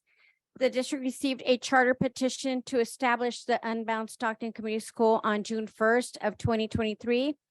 The purpose of this public hearing is to determine the level of support for the petition by district teachers, other district employees, parents, and guardians. This matter will then come back to the board for final action at a future board meeting. The petitioners for Unbound Stockton Community School will first have an opportunity to make a presentation to the board this evening regarding the petition and will receive a maximum time of 10 minutes. I would like to now invite the petitioners to come forward to the podium to make their presentation. Thank you.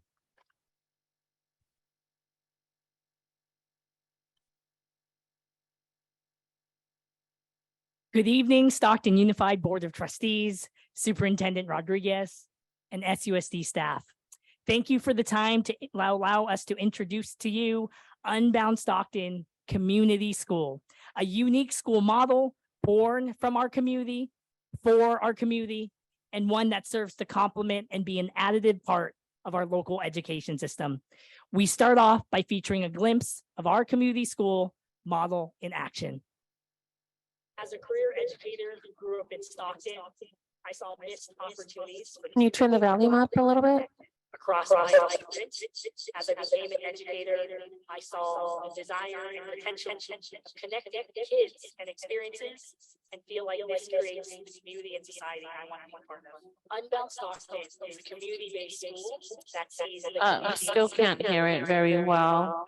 taking upper and elementary students to connect the community in their curriculum opportunities, help students thrive.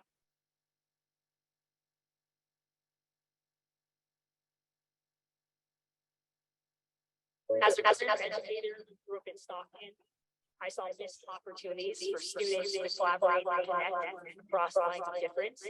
As I became an educator, I saw the desire and potential and experiences and feel like this creates the community and society I want to be part of. Unbound Stockton is a community-based school that sees the community as the classroom. We believe taking upper and elementary students to connect the community in their curriculum and learning opportunities, help students thrive and love each other and their communities. They may stay. Can they pause the video until we can get the audio working correctly?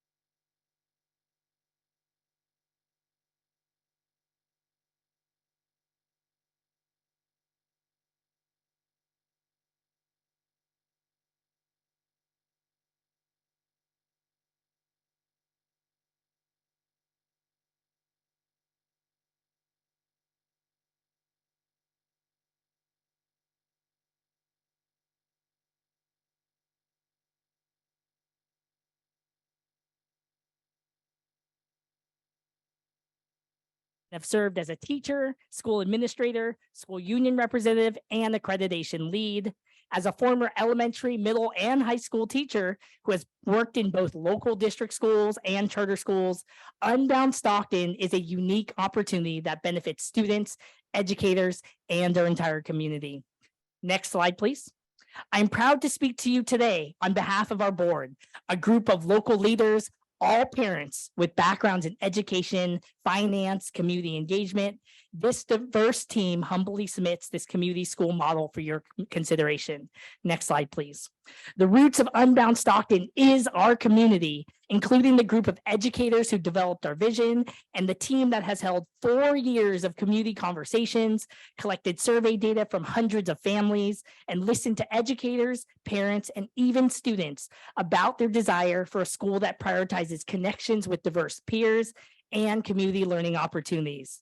Most importantly, we spent years building community trust with over 15 pilot programs, serving over 500 students, demonstrating the joy students receive when directly learning from a community-rich curriculum. This is why our mission is to help students understand their role in the community.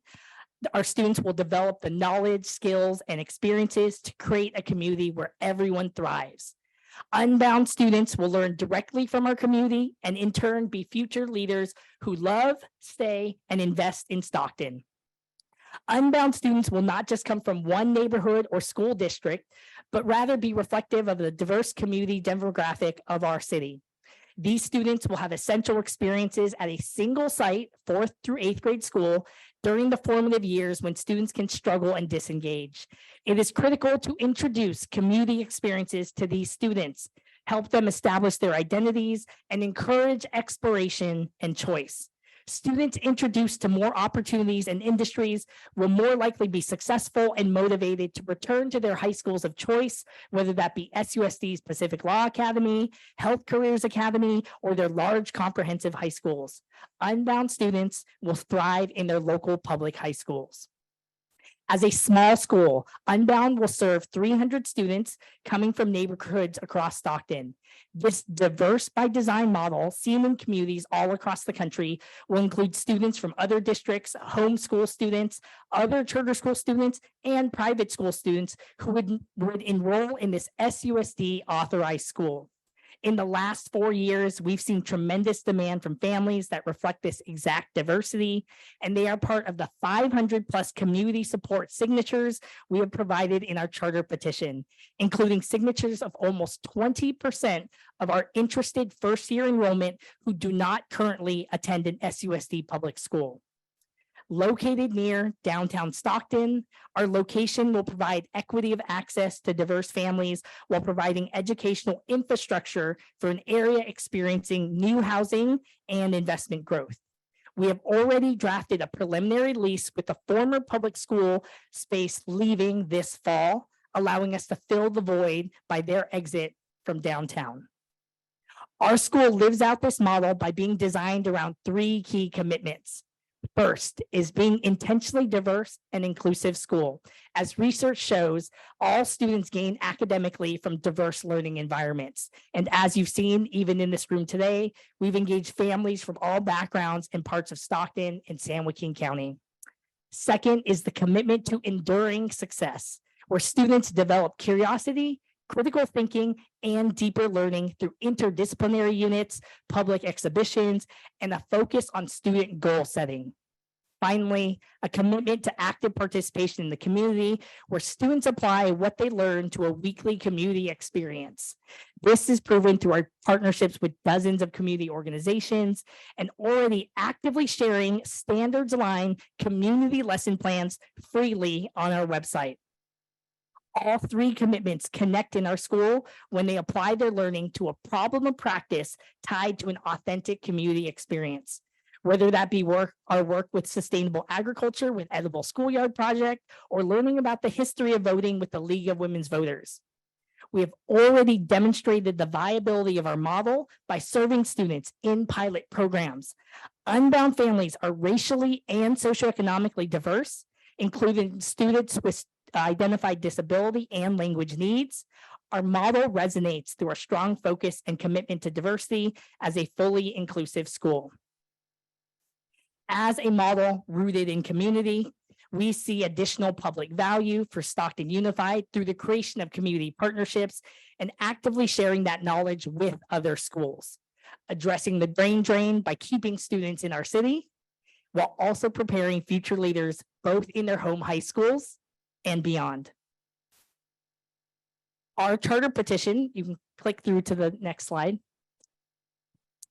Our charter petition includes a 5-year budget with cash reserve and the ability to sustainably operate solely on public dollars.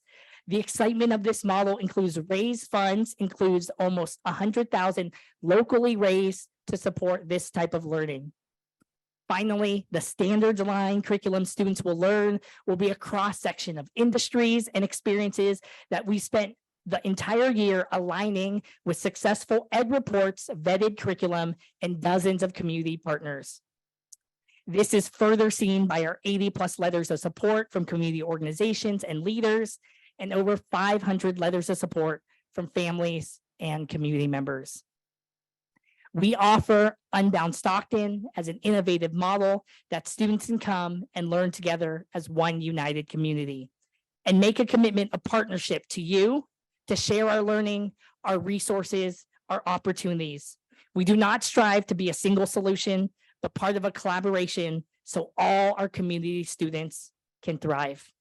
Trustees, Dr. Rodriguez, and our community, thank you so much for your time and consideration. Thank you. Thank you. Thank you, Philip. Thank you for your presentation. And we will now receive public input on the petition. So if we have any individual speakers, shall be allowed 3 minutes to address the board, and the board shall limit the total time for public input to 20 minutes. And Christina will let us know the number of comment cards for people who wish to address this subject. Thank you, Madam President. We currently have 12 public comment cards regarding item 8.2. The first speaker is Ms. Louise Barros. Ms. Barros, would you please approach the podium?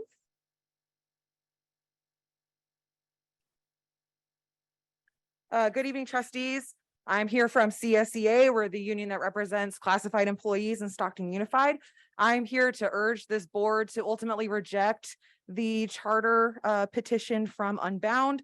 Unbound's petition is very clear that they do not plan on offering CalPERS, the retirement system for classified employees, to those employees, but they will offer CalSTRS for teachers. And this is a pattern that is very disturbing, is that these for-profit, profit-driven charter schools will save a buck on the back of classified, and that's absolutely not fair. It's insulting to offer a pension to teachers, but not to the classified who support student learning. In addition, Unbound's charter and their appeal was rejected by SJCOE in December 2022. I do not have enough time to go into that report, but SJCOE's team was very thorough in their reasoning behind rejecting the appeal by Unbound charter. And I would urge this board to do its research and look into that. And if you have any questions, you can reach out to CSEA. Thank you.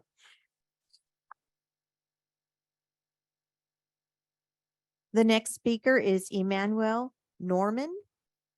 Mr. Norman, would you please approach the podium?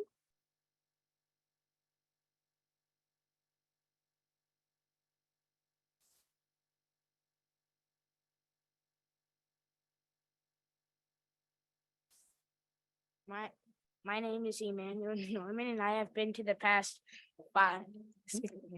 My name is Emmanuel Norman, and I have been to the past 5 camps. Each one has let me learn to improve my skills, and everything I have learned has helped me improve my confidence in myself. And the things I've learned, I am using right now in my life, and I plan to use them in the future. Many people who have been to Unbound have learned how to use teamwork to help us, and that is why I think this would be a good school. One of those pictures up there was him also, and the other one was his brother. So 2 of them was in there. Thank you. Christina, I know, I noticed you said we have 12 cards. Can you set the timer for 20 minutes? Because I think that's gonna exceed, oh, you already did? Oh, okay, cool.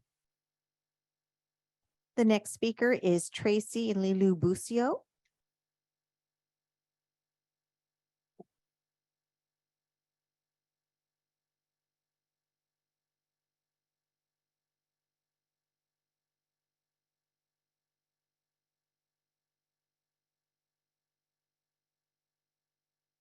Sorry, it's kind of funny. Okay. Hello? Okay. Good evening, trustees. My name is Tracy Lucio, and this is my daughter, Lilu, and she's 9 going on 4th grade. I am born and raised here in Stockton, which is educated through SUSD, and I am a business owner. So I homeschool her because that was my choice since kindergarten, because that's what I believed. And I wanted to be there for her through the whole time and teach her all the things that I got to learn and that some schools didn't teach. She's involved in Aikido. She does a lot of things with the library. Well, now that she's done Unbound Stockton, about past 2 years now, she's learned so much stuff. I mean, I'm talking about the history and opportunities of our community, especially with small businesses. I cannot stress how important that is, because the skills that she's getting from Unbound is just going to help her become a future leader in this community. I really believe in their motto, our community is our classroom. And being a business owner, it's an opportunity to teach our kids what the city offers. So I hope you do consider and understand the benefit of the school and what Philip and his team have worked so hard for this community. And she's really looking forward to attending next year.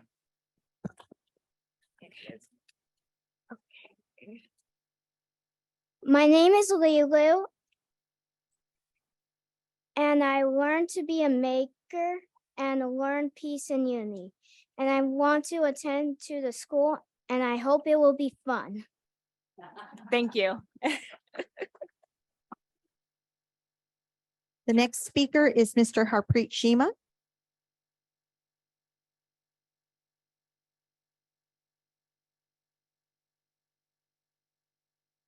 Okay. First off, I feel like we should all have a common definition for the word community, because you ask 10 people and you get 10 different answers. People just use it however they want. But I just want everyone to understand what happens when a new charter comes to our district.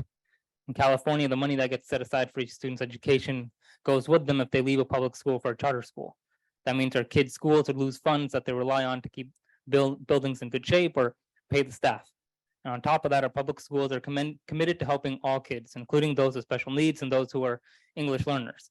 These services can be costly, and kids who don't need them move to charter schools. Our schools could be left with a lot less money to meet these important needs for kids who still need them. Also, when kids leave for charter schools, it can mess up the cost-saving benefits that come from sharing resources across a big school district. This can mean that our schools have to spend more per student while having less money per student overall. And since there was some confusion on this point before, charter schools are private institutions funded by public taxpayer dollars. The growth of charter schools can also weaken school unions, as was commented on before, so I'll just move on. While I would never blame a parent for wanting what is best for their kid and seeking an alternative to the state that our classrooms are in today, I must ask parents to take a long-term view. Building charters, ALPA says that you're giving up on improving public education for the rest of Stockton families and giving a lottery shot to them to get their kid into one of these charters and hoping that they're able to stay there. And will you ask your grandkids to play the same lottery for their kids? We know how these charter schools work. They say they will not discriminate against students during admissions, but stats and logic show that they do. They are not a magical place where students are spellbound into paying attention and learning. No, they are a private institution, and they found a myriad of ways to discriminate against students unlikely to graduate and likely to need additional resources. Even if you do manage to slip your kid in, they coerce students and families who may hurt their numbers back into public schools. It always works the same way. The people with means come to a desperate public with promises of short-term benefits. In the long term, they're taking away our political power from the public while they suck up our taxpayer dollars. Instead, we can support CTA's community school model, which supports a permanent collaborative shared decision-making governance structure that puts unions and parents in the driver's seat alongside the district. After all, who knows better about what our students need than the people who spend the entire school day with them and the people who are raising them at home? For decades now, we've let boards and admins and consultants take the lead. What has been the result? Lower scores, lower math scores, lower reading abilities, and kids who are pushed through graduation as long as they have a pulse. Unions want the ability for districts to deny charters based on a district's economic status. Take that opportunity to shut this down. Our students and grandkids deserve better, whether it be Unbound, Endeavor, or SJ+. Thank you. The next public comment is from Liz Blanchard.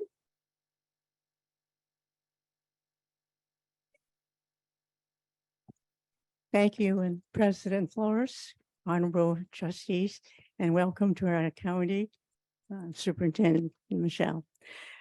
I'm here to support Unbound School. I've worked with teachers all my life. I've trained teachers, I've trained administrators, and I've watched how they progress in SUSD, because most of the trainees that we train at UOP work and stay with SUSD. So I've seen the best of the best, and I've seen the worst of the worst also. And yet we still need teachers. And I have worked with Unbound teachers, work with the administrators, and they are your best of the best. It's unfortunate that we have to put a name to a school, but I think Unbound is a good name for this charter school because they have a relationship with the students. They have a relationship with the families. They have a relationship with the business. They have a relationship with the community leaders so that they are being watched from day one. And I think the watching we've done as a licensed psychologist says Unbound is a good name because they don't bound the teachers, they don't bound the students. They allow them to be creative, to be forthcoming with their own motivation, and they give them the freedom to become what they want to be. But the good thing about Unbound schools is they work with the families, and that's where it's all about. Thank you for your comment. If I have any, I hope you support it as I do. Thank you.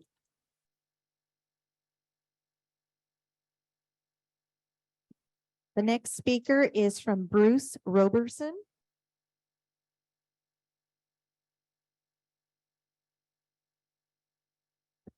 Madam President Flores and Vice President Stevens and Clerk Colon and other board members and Dr.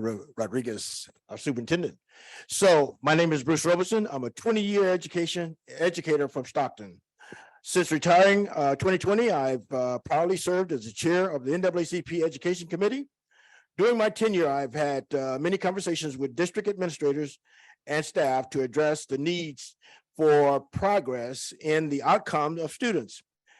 That led me to the partnering with many organizations, including Stockton Unified, to develop ideas to improve academic outcomes.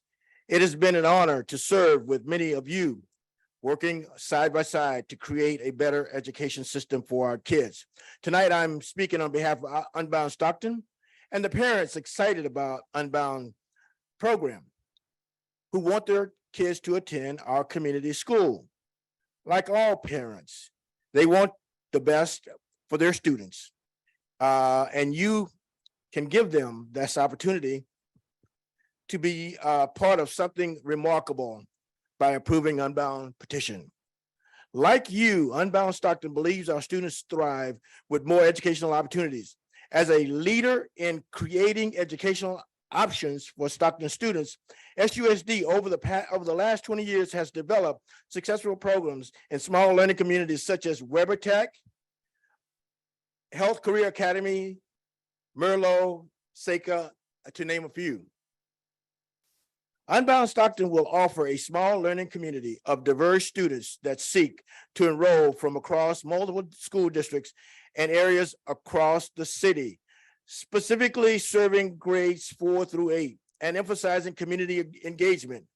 We are one single school and will always stay one single school, as we believe this is best in sharing and setting our students up for success when they take these skills and apply it back home.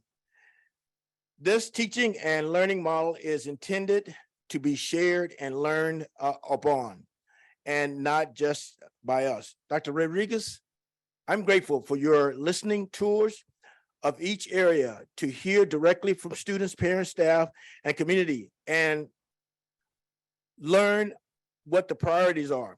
I also want to thank the board for all of your hard work and improvements on behalf of Stockton Unified Schools. Students, parents, and students are here tonight to support Unbound Stockton, and I want them to stand, please. Anxiously awaiting your decision. I urge you to approve this petition and look forward to continuing our partnership to better education of Stockton students. Thank you very much. The next speaker is Katie Poole.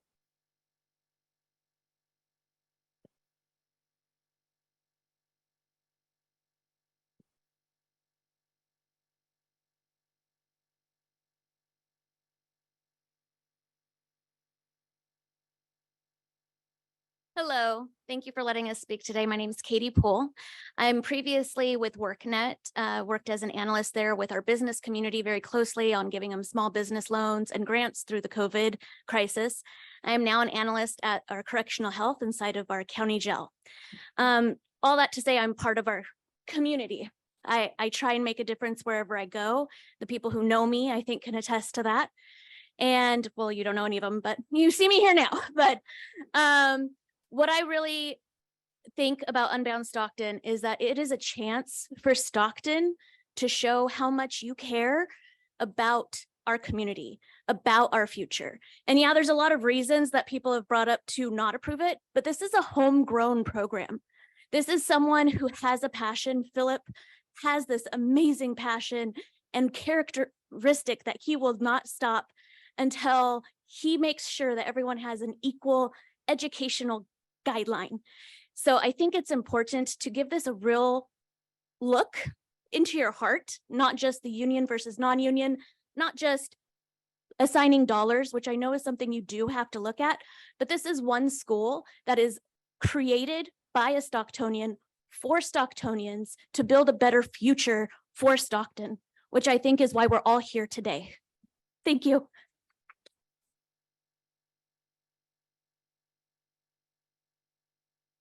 The next speaker is Dean Andall.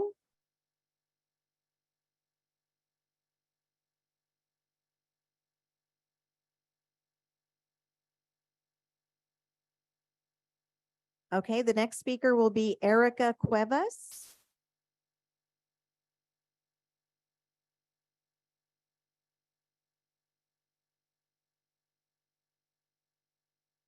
Good evening, Stockton Unified Board Trustees and Superintendent Rodriguez. My name is Erica Cuevas, and I'm a lifelong Stockton resident, former public school teacher, and I currently serve as the Education and Services Coordinator at Faith in Action Community Education Services, a community education service provider that currently serves a multitude of local school districts in providing mental health services. I'm here today to share my support for the Unbound Stockton Community School. Similar to FACE's mission, Unbound Stockton strives to bridge the gap between the community and the education system. Unbound Stockton has spent years of extensive outreach efforts through focus groups, community conversations, tabling at our events, as well as other various community events, truly outreaching to community stakeholders, community members, students, and families, and designing a school for our entire community. I have also seen this through our partnership, recently collaborating to host a free game design summer camp program for grades 4 through 6. This summer camp focused on experiential learning, as well as culminated in a student-ran community carnival with over 100 members of the community in attendance. And this experience was entirely student-ran.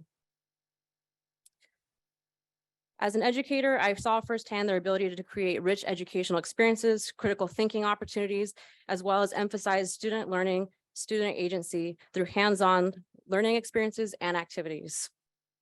I share my steadfast support for Unbound Stockton as a school that I believe can have a transformative impact on our community and hope that you see this powerful vision as well. Thank you.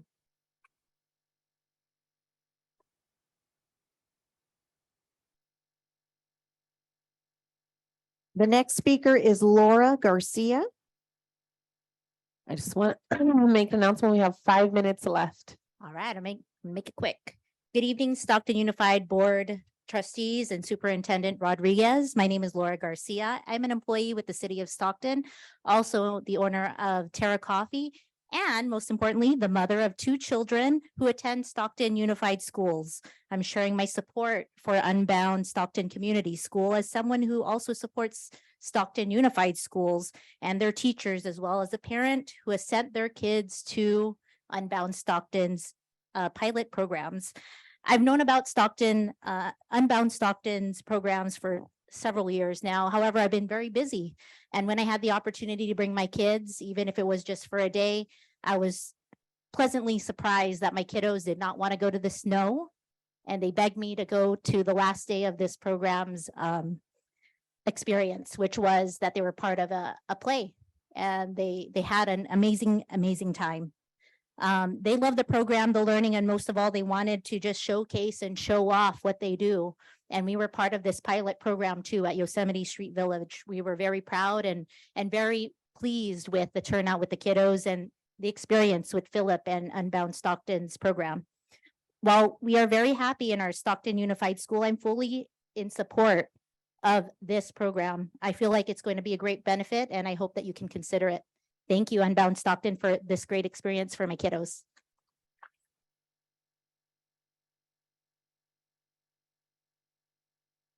The next speaker is Tony McNeil.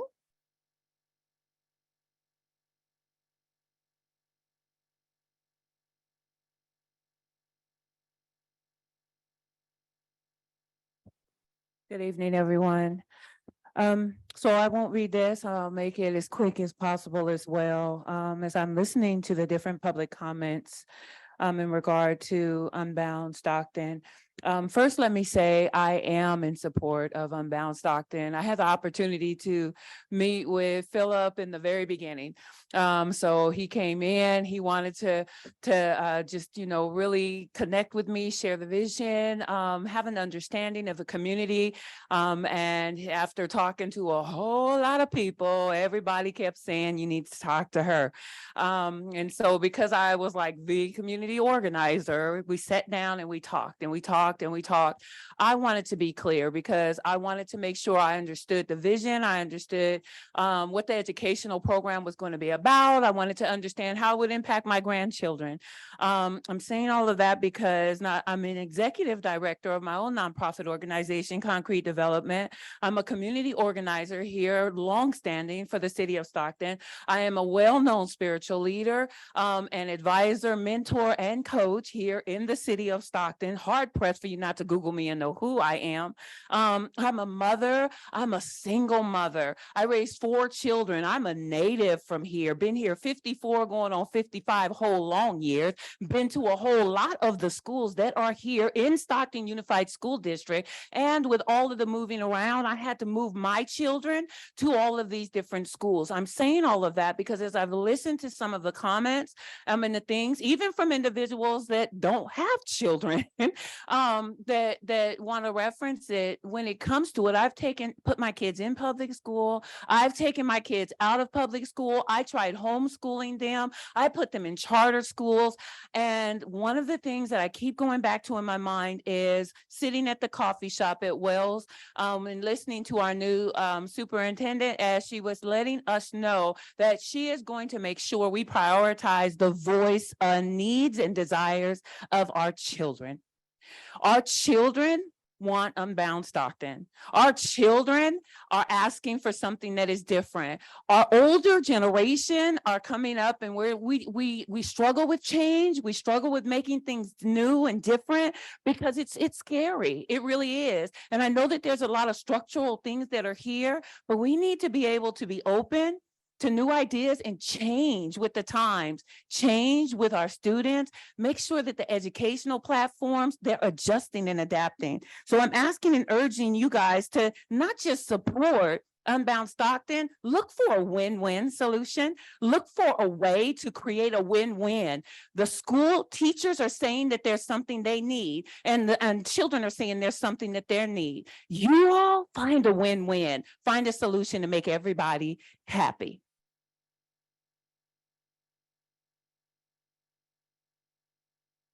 And our last speaker will be Rebecca Carroll. Madam President, there's also only 1 minute, a minute and 24 seconds left on the clock. Good evening, Stockton Unified Board of Trustees and Superintendent Rodriguez. My name is Rebecca Carroll. I work for the San Joaquin County Public Defender's Office. I run the Clean Slate Department and the outreach. I'm working with the most marginalized in our community every day. I'm also a grant writer supporting our local nonprofits. Most importantly, I'm a mother of 2 young age-eligible children for Unbound Stockton. My children currently attend another charter school, not in Stockton Unified, but they have fallen in love with Unbound Stockton as the school for them. When I first met Unbound Stockton, I had a conversation about how powerful it was to have my biracial children feel seen and acknowledged. The intentionality around identity and inclusion already made this place feel like home for my children. Also, I am a single mother, and I did feel like they totally supported me in that, which I haven't experienced with any other school or aftercare program or daycare. The experiences my children have received from Unbound Stockton reflect how they learn best, being active, presenting, and learning by doing. This is a model that highly resonates with me and many other families, and a reason why I would leave another charter school to be a founding family member at this one. As someone who serves the community in many capacities, these are the values and experiences I want instilled in my children. I'm here to advocate not only for my children, but the avenue of that through Unbound Stockton. Thank you very much.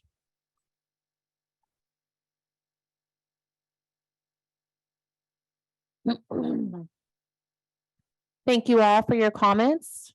And now is the opportunity for any of my colleagues here up on the board. Do you have any comments that you wish? No. I do if I could have the microphone, Madam President. So I just, went back to the analysis and the information that we have from San Joaquin Office of Education. They actually took the appeal after, we went through this process in SUSD already. And some of the things that were outlined and I mean, it's about 22 pages of, why this was denied. But some of the things that I noticed was that the County Office of Education is saying that Unbound is an unsound educational program, that the staffing plans are inadequate, that the expectations on teachers is tremendous, and they don't foresee that Unbound will have the ability to pay teachers less than we're paying them at other local area schools and in other local area districts. But then to have the mandates that would be asked or that would be placed on those educators, they don't foresee that they would be able to hire people to fulfill those duties. In addition, SJCOE does not believe that Unbound Stockton will be able to hire, retain teachers, especially with this extreme teacher shortage that we're currently going through nationwide. They talked about lower compensation. They talked in addition about Unbound Stockton having about 25 extra work days in the summer that our other, school districts and other school, in our other schools and other areas that they don't have. And so, to ask people to work harder, to ask people to do more, to be paid less, it just doesn't sound like SJCOE, was entertaining that is what I'm looking at. In addition, it also talks about financial concerns when it comes to special needs students and families with disabilities. And I think that that's a really important thing because in Stockton Unified, we have a lot of issues with that. But I also know that in the county, we have issues with it all over our county. We're having issues with that. But one of the biggest things that for myself, raised a big red flag for me was that it appears as though the facility that Unbound Education or Unbound Stockton continues to continues to refer to may be a facility that is currently being used by Aspire Public Schools. And actually, we had them come to us last year asking to be moved out of that facility because of infestations with fleas, with rats, with different things happening with flooding in the basements and the classrooms not being available during inclement weather. And these are ongoing issues that have been happening at that site for upwards of 10 to 15 years while Aspire has been there. If you guys will have to go back to that public meeting and listen to our people from Aspire that are in that space pleading with us saying, hey, we can't stay here anymore. We need to move out. We've been looking to move for years. And it's actually caused multiple school days that were unannounced emergency school days where the school shut down. All the students had to either leave the campus or be asked not to come to those campuses, unplanned closures.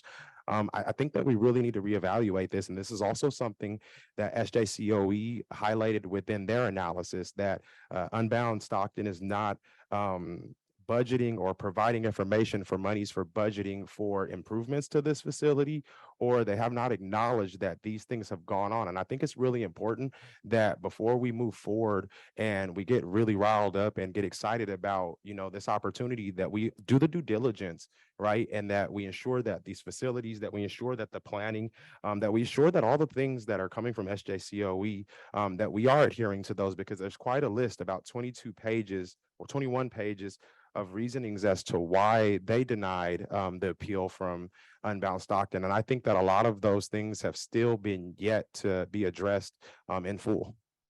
Thank you. And I have to say this. Then I want to thank everybody who come in and your passion and everybody who's here, but I cannot ignore when it was brought in before. And matter of fact, I got around 47 phone calls and I didn't answer. And these are members of the unions. They just want to talk. And I know that my superintendent that we hire now, she got a very big road to do. And she's a very passionate woman. But we are in a lot of issues right now than we have at home. We need teachers, the shortage it is. I'm very concerned about the pages, and I like it or not, I had to answer all these unions calls, but I'm gonna pass it over to the superintendent also, because I cannot ignore some red flags. I wanna thank everybody, really, I wanna thank everybody for coming today. Thank you.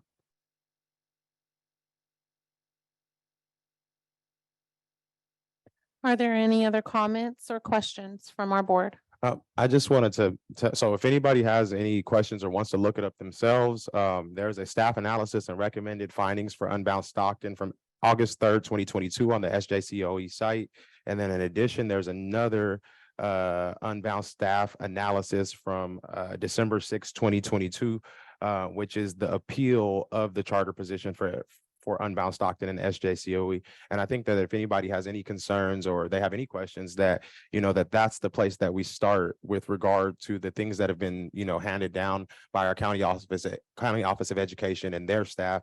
This isn't me speaking. I'm looking at this, and this is directly word for word what's coming from their analysis. And we haven't seen updates or, heard from our own staff that these things have been reconciled. And I think that they're important. Thank you, Madam President. Thank you, Trustee Zulueta. The public hearing on the Unbound Stockton Community School Charter petition is now closed.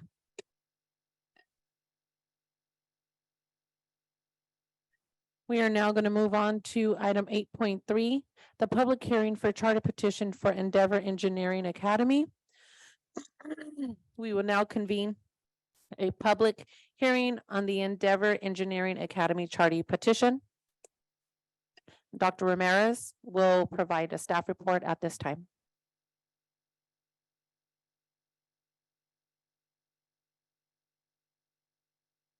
Hello? Yep.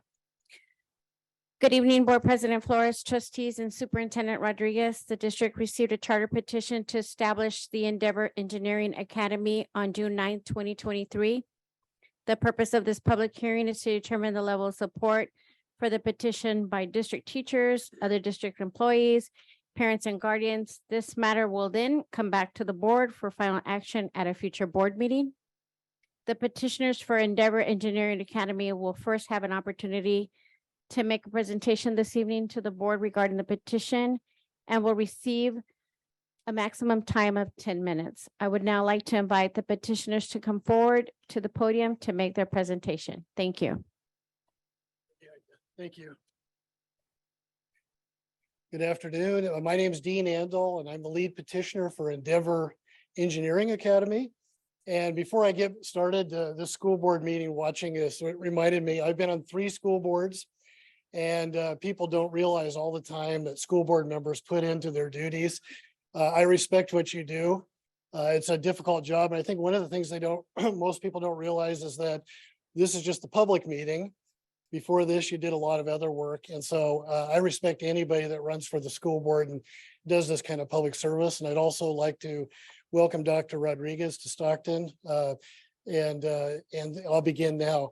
We have some of our board members and other people that will be speaking.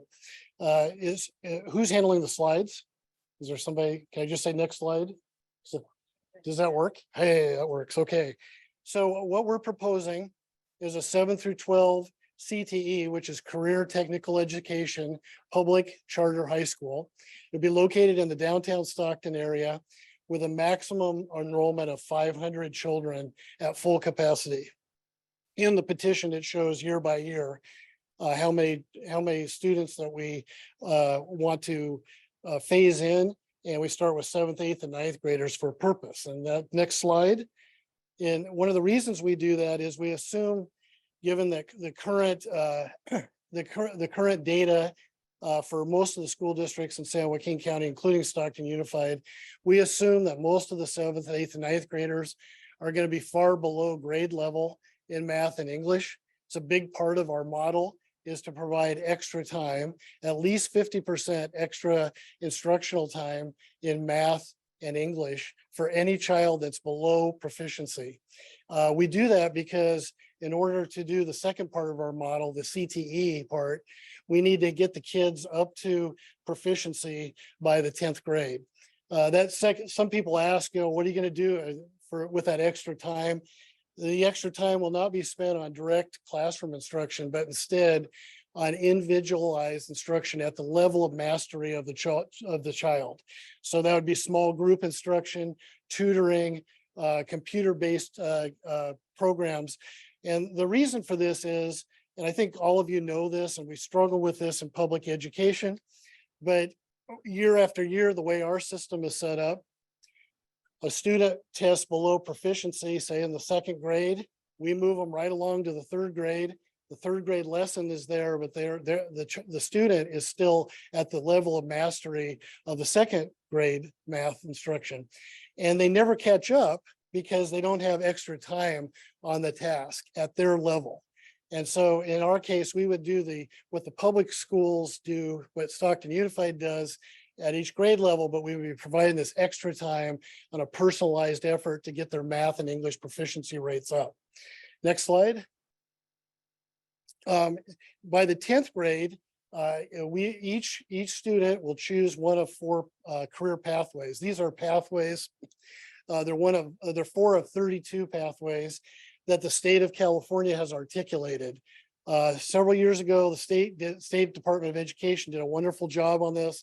They convened groups of industry people, educators, and union members in the fields, and they have point by point instruction to get to the end of a pathway.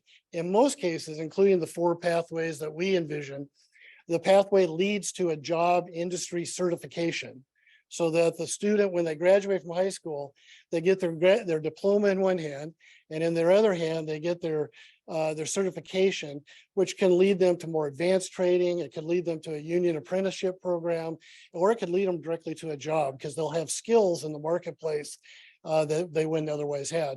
These are articulated by the state. I don't know if you've read other charter petitions. I wrote this one, and I don't wish reading one on anybody. They're about 300 pages long at least. Tough assignment. But in the back of our petition, we actually have the state pathways listed item by item. So you can go through all 4 of the pathways and see what we would be teaching the students along the way. that would account for roughly 400 hours of technical education. If you go into the marketplace, say one of your students graduates from Franklin High and they want to get the same education from a trade school, the current price to get that right now if you have to pay for it, is roughly $18,000. And it prevents a lot of young people from entering professions because they can't afford to do that. We want to get that done before they graduate from high school. Next slide. Here are 4 pathways. These mechanical systems, installation and repair is actually HVAC, heating, ventilation, and air conditioning, which we know a lot about today. Residential and commercial construction, which includes a vast array of things from plumbing to electrical to siding, masonry, a lot of things included in that. Welding and materials joining, and systems diagnostics and repair, which is government ease for automotive technology. And so those are the four pathways. And the students would choose one of those pathways so they could complete the entire pathway. And your staff will tell you that there's a term that I think superintendents and principals follow now. It's called CTE completer. I looked it up before I came today. Stockton Unified has several hundred CTE completers, and that means you complete the entire pathway before you graduate. And all of our students before they graduate would be CTE completers, which makes the program somewhat unique. Next slide. We seek to serve all the students. We seek to locate our facility in downtown Stockton for purposefully. We want to serve the diversity of Stockton. And so these are Stockton Unified's current demographics. We are going to recruit and put together a student body that is very, very similar to the average in Stockton Unified with regard to ethnicity, with regard to free lunch families, with regard to special education, foster children, all of that. I heard, I think it was Mr. Zaletta talk about earlier. We are not trying to pick students based upon their academic capability. We want to serve kids that are underserved. That's our whole purpose in doing this. And because of that, that's why we're locating in downtown Stockton. We want to serve the diversity of Stockton Unified. Next slide. Endeavor would not duplicate current Stockton Unified programs. All of the elements of our program are present somewhere in Stockton Unified. Somewhere in Stockton Unified, you're giving some kids some extra instructional time in English. Somewhere in Stockton Unified, you do some extra education in math. You have some very fine CTE programs at Weber, at Franklin, at Edison. But nowhere in Stockton Unified, or in fact, in any district in San Joaquin County, does our combination of math and English remediation, where we give extra instruction time in math and English for every kid below proficiency, and we offer 4 complete pathways leading to an industry certification. That's unique in San Joaquin County. It's unique in Stockton Unified. We're not going to be duplicating things that Stockton Unified already does. Next slide. Our program is educationally sound. I'll get to this at the end. But our program was designed by people that know what they're doing. And our principal, which we'll get to at the end, is a experienced middle school principal, and is currently in charge of special education for her district. We have a very talented math instructor. We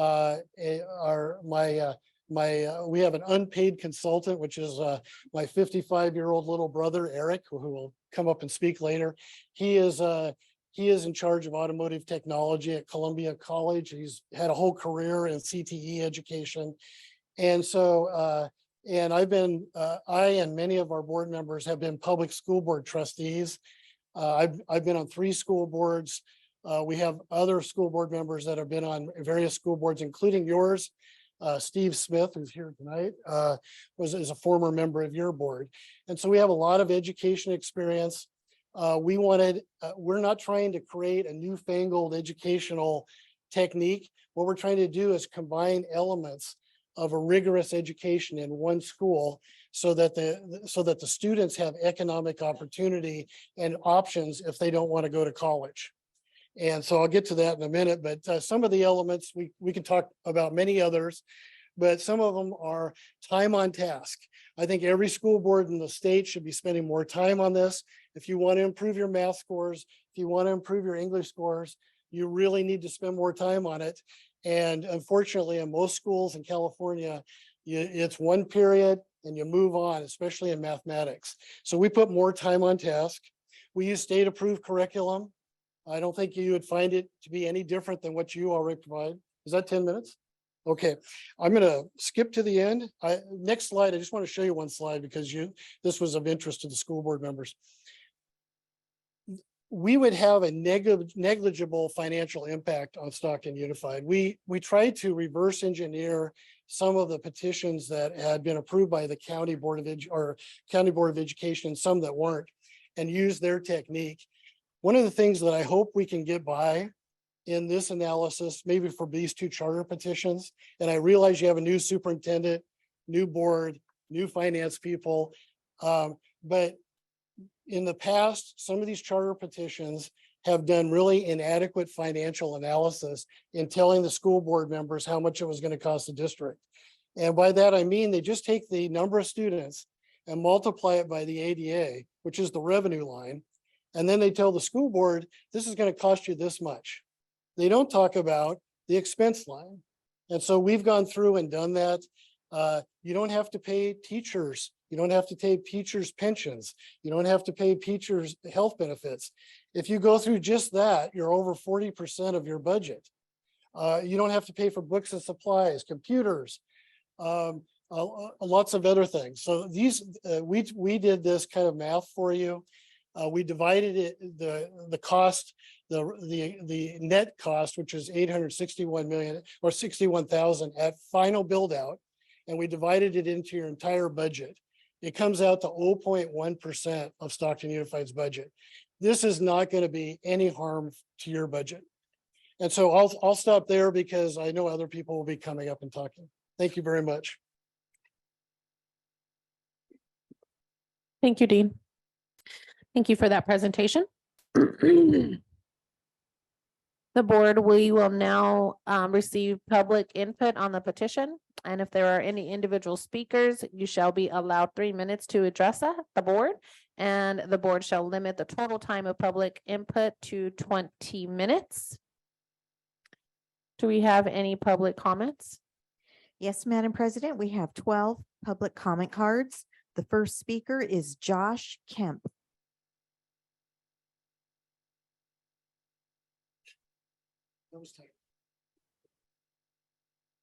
Good evening, board. My name is Josh Kemp, and I'm an associate client manager at EdTech, an organization that provides business and operational support to charter schools. I've worked with the Endeavor team to develop their charter petition budget and have made updates during the past 6 months to reflect the constantly changing economic landscape. I've worked with many California charter schools during their petition, growth, and operating phases, and I believe that Endeavor's unique model is fiscally sound. Endeavor has taken a conservative approach to budgeting by planning contingencies around enrollment, attendance, and operating services, and has built a budget that relies only on public funding after year one. This approach to budgeting will allow the school to successfully implement their program while maintaining the required reserves throughout the 5-year budget period. Thank you for your time. The next speaker is Luis Barros.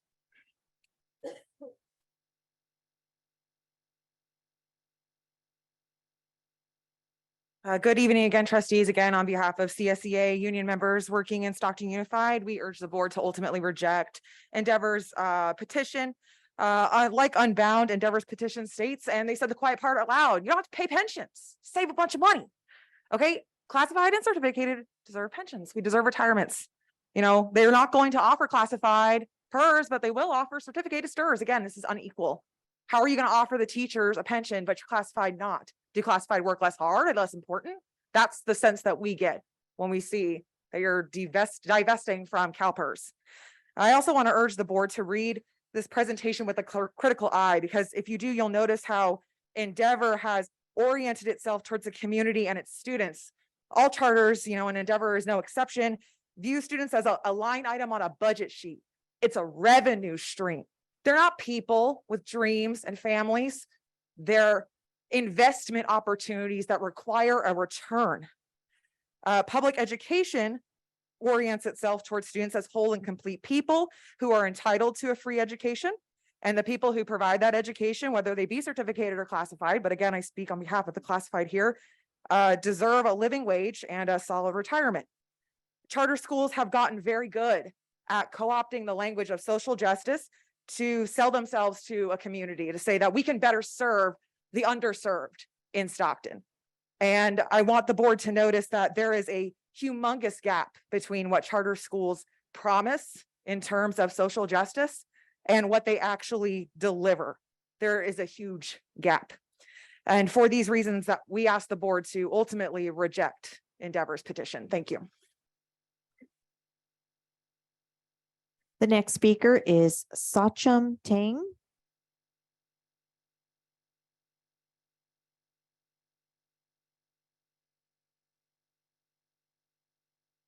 Good evening, ladies and gentlemen of the Stockton Unified School District School Board. Today, as both an educator and a parent, I stand before you to passionately advocate for the Endeavor Engineering Academy Charter School petition. My name is Sochum Tang, and I have a personal story that underscores the critical need for intentional opportunities for underprivileged students like myself. As a refugee from Cambodia, I came from extreme poverty, and my family endured unimaginable hardships seeking a better life. By a stroke of luck, we found ourselves in America, living in a neighborhood that bordered a good school district here in Stockton. It was this stroke of luck that opened the door to a world of possibilities for me. At school, I encountered incredible teachers and mentors who saw potential in me, even in the face of adversity. They offered me hope and a chance to strive for something better. With their encouragement and support, I found the strength to persevere, not only through my studies, but also through the challenges life presented. Being an educator myself, I understand the importance of providing intentional and high-quality educational experiences for all students. As a math instructional coach, I have witnessed firsthand the transformative power of education and the profound impact it can have on the lives of young minds.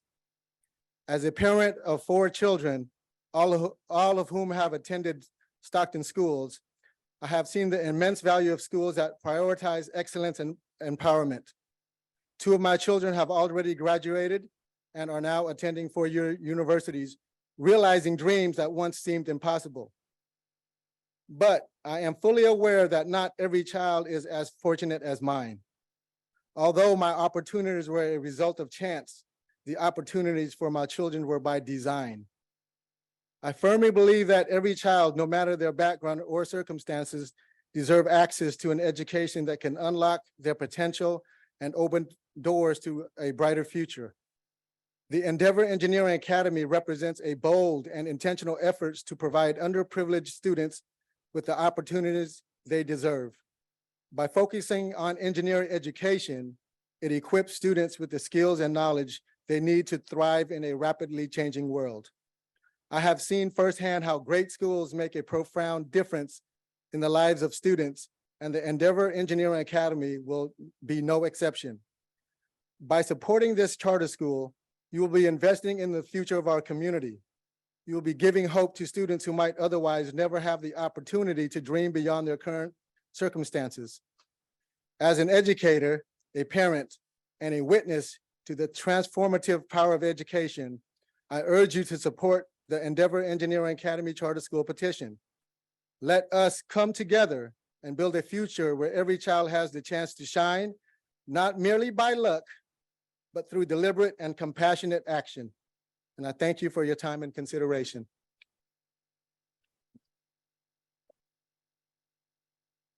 The next speaker is Sat Singh.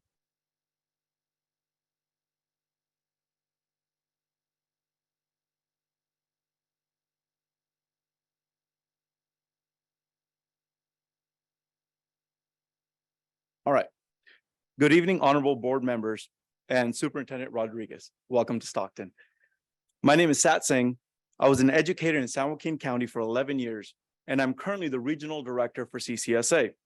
The California Charter School Association is a statewide nonprofit advocacy organization that supports the development of high-quality charter schools so that children have access to great public education.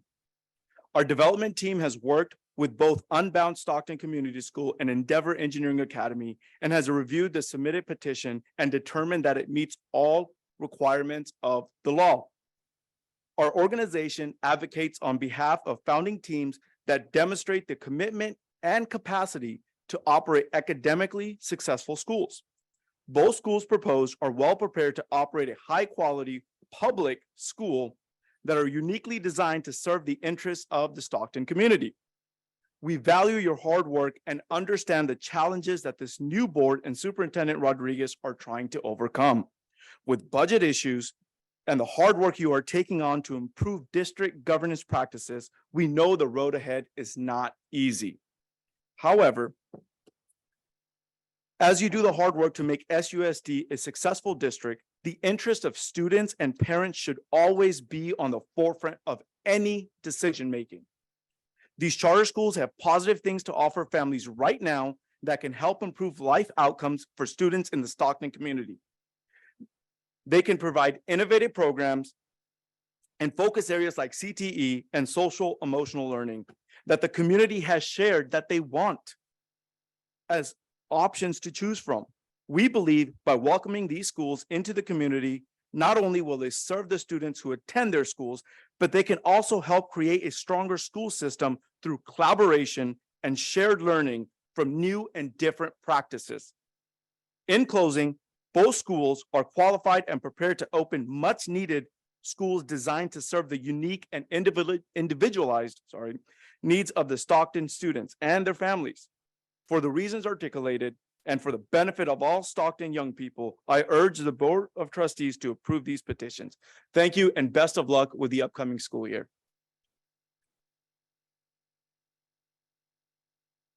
The next speaker is Amanda Silva.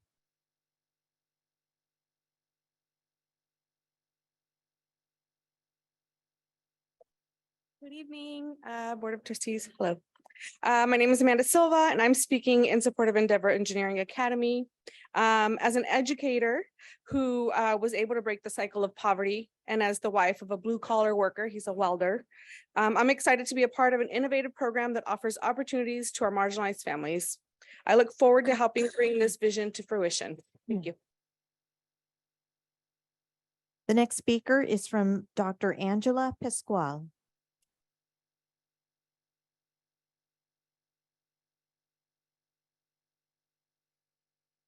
Good evening, President Flores, Vice President Stevens, Secretary Colon, Superintendent Rodriguez, and all sitting trustees. I come here as a representative for Stockton Teachers Association to express our dissent for the application for Endeavor Charter School.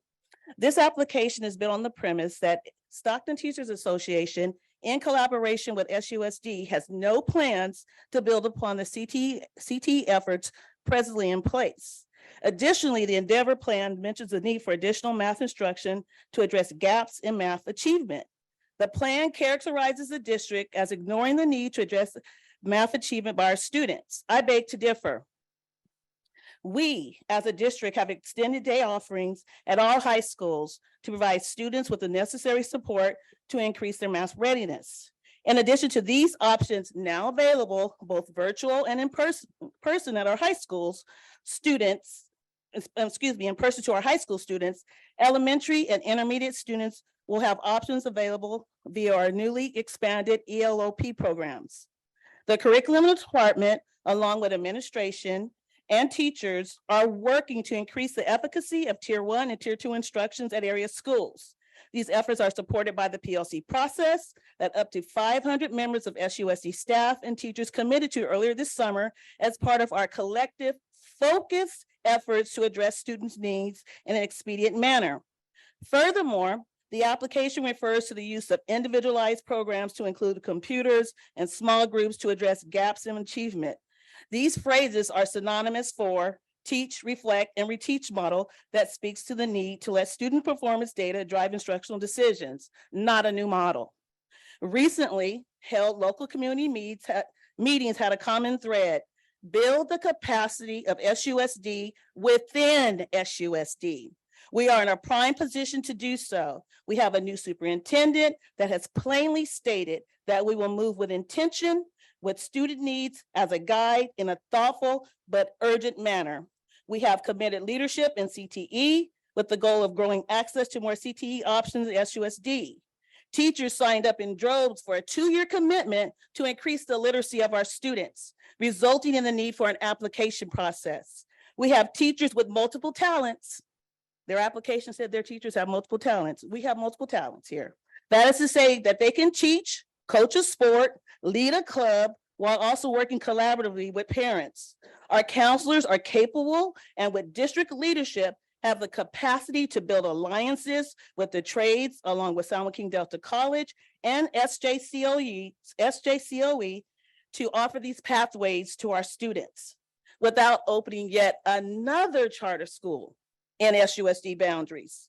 The charter application extends all the way to 8 Mile Road, deep North Stockton, and deep into South County, into Manteca Unified.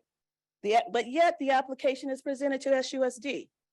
The reason is always tied to a deficit narrative, which was used as an antidote. Dr. Pasqua, thank you. That's it. I Yes, need ma'am. some more time because I'm passionate about this.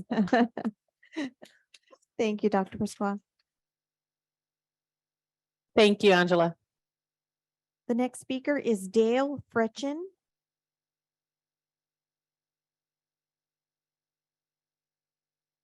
Good evening, board and superintendent. Very thankful for the work that you do for the district and for our kids in our community.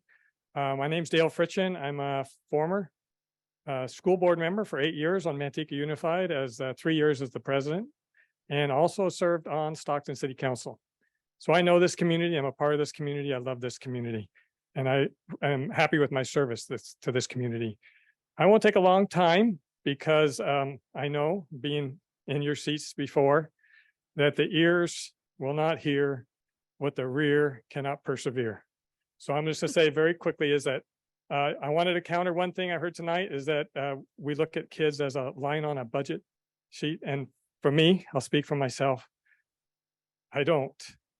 My whole career, 35 years, I worked for Child Protective Services, and I served on the school board and did the work, the hard work that you guys are doing too, because I care about every single kid. You care about every single kid, and I know that. You wouldn't be doing what you do if you didn't care.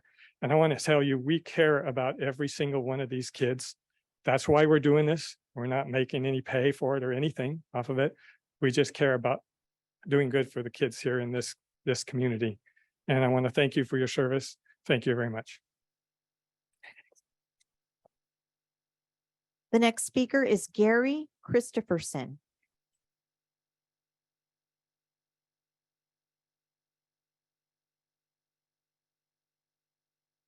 Ladies and gentlemen, my name is Gary Christopherson. I'm here in support of the Endeavor Charter Plan.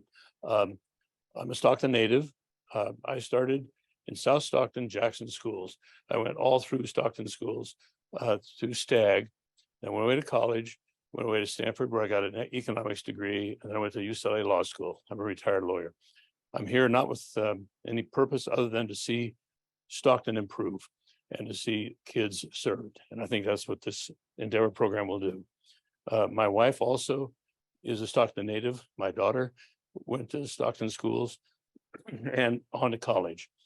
I value education, obviously, but I also value the other part of it, which is technical and vocational education. Some of my favorite classes were at Webster Junior High in what we called then shop. And I wish they were more available today. And I think it's good that they are available for kids. My dad too went to Stockton schools. He started the same school I did, Jackson School in South Stockton, no longer exists. We have a strong attachment to Stockton, a strong loyalty and an affection for Stockton. And that's why we're here. We have no skin in the game for any other reason than that. We want to see it succeed. And we're all here committed to seeing it succeed for the students and for the city. As you've read the program and rather the application that Dean is primarily responsible for, it's well thought out, it's well planned. I think it shows a lot of attention and a lot of sincerity in what he did. So I do hope you support it. Thank you.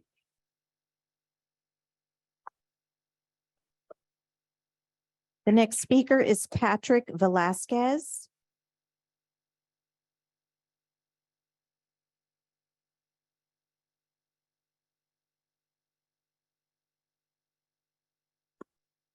Dr. Rodriguez, board members, my name is Patrick Velasquez. I am the corporate secretary and a director for Chase Chevrolet. I just celebrated my 50th year in the auto industry, and my 26th year at Chase Chevrolet. My college career was 4 days. What a win-win this is for this community. As an employer, when we see a student that came through this program as it is designed, at the same time earning his high school diploma and to be fully certified in one of the 4 trades, I don't see how that can't be a win for this entire community.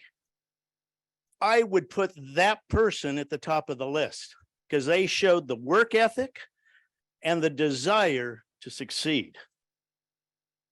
Please carefully consider this charter. This is a win for everybody. Thank you.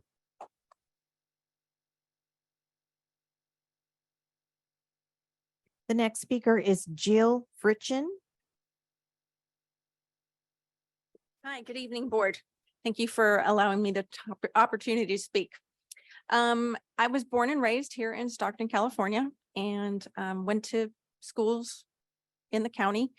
And as a student, things have really changed over the course of 50 years. Before we had driver's ed in the school and people had work, wood shop and those sorts of things.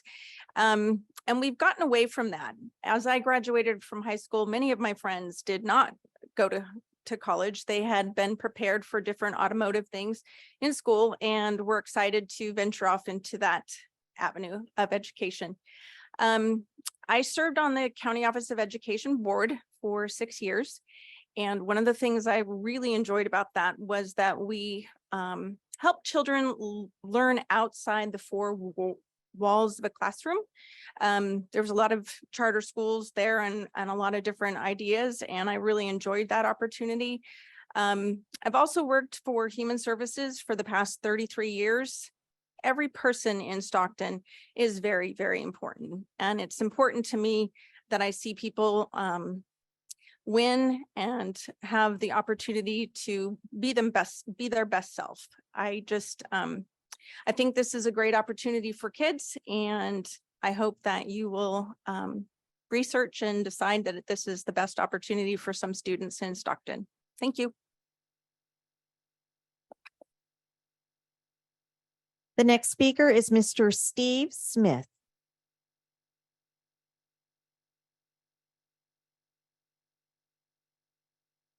Madam President, Madam Superintendent, Board, and the community.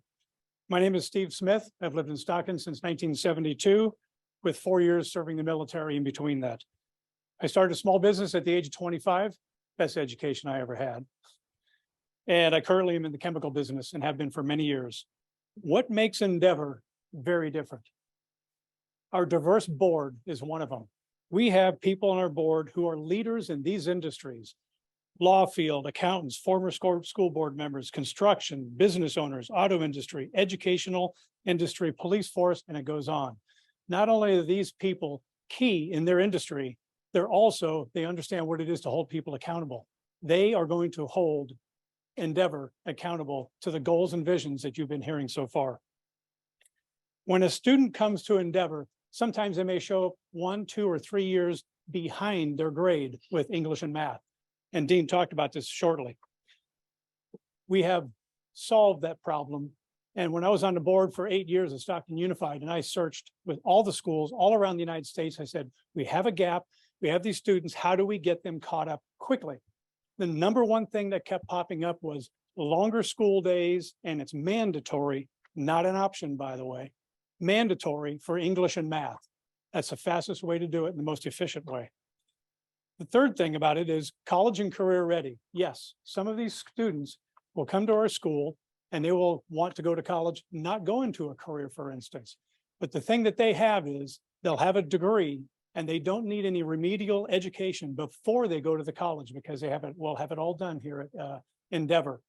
Just hand it to them and they can get into college. Those who want a career will, as Dean said, construction, HVAC, welding, and auto. And these are high-paying jobs. I hired a welder to work at one of the wineries. It's one of my customers. And on the side, I said, how much do you make by any chance? Do you mind telling me? He said, I make between $160,000 to $180,000. I had no clue. These industries are so needed, especially as the older we get. We don't want to do some of those jobs. We want someone else to do it for us. And how can you be a part of this and of this success? You can be a part of this success by voting yes for Endeavor and watching our students and support our students, support our businesses, because our businesses are starving for not only people to be in their work for them, but people who have the education. When these students go to Thank you, Mr. Smith. education, I'm sorry, that's 17. I'm watching the clock. Oh, Each person gets 3 minutes and a total of 20 minutes. So I think you used your 3 minutes. okay. Sorry, Steve. Thank you.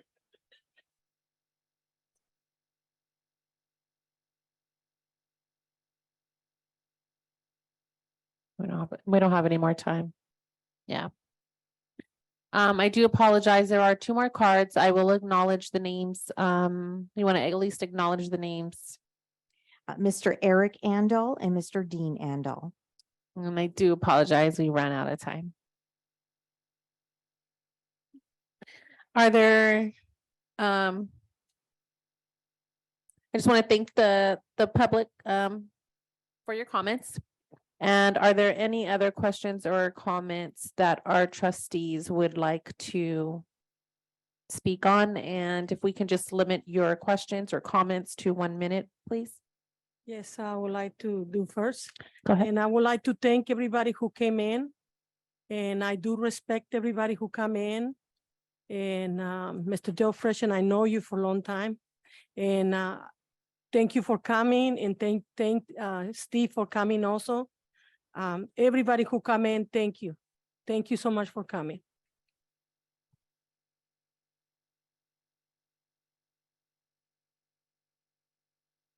Are there any of my colleagues on the board that would like to speak or comment? Yes, can I?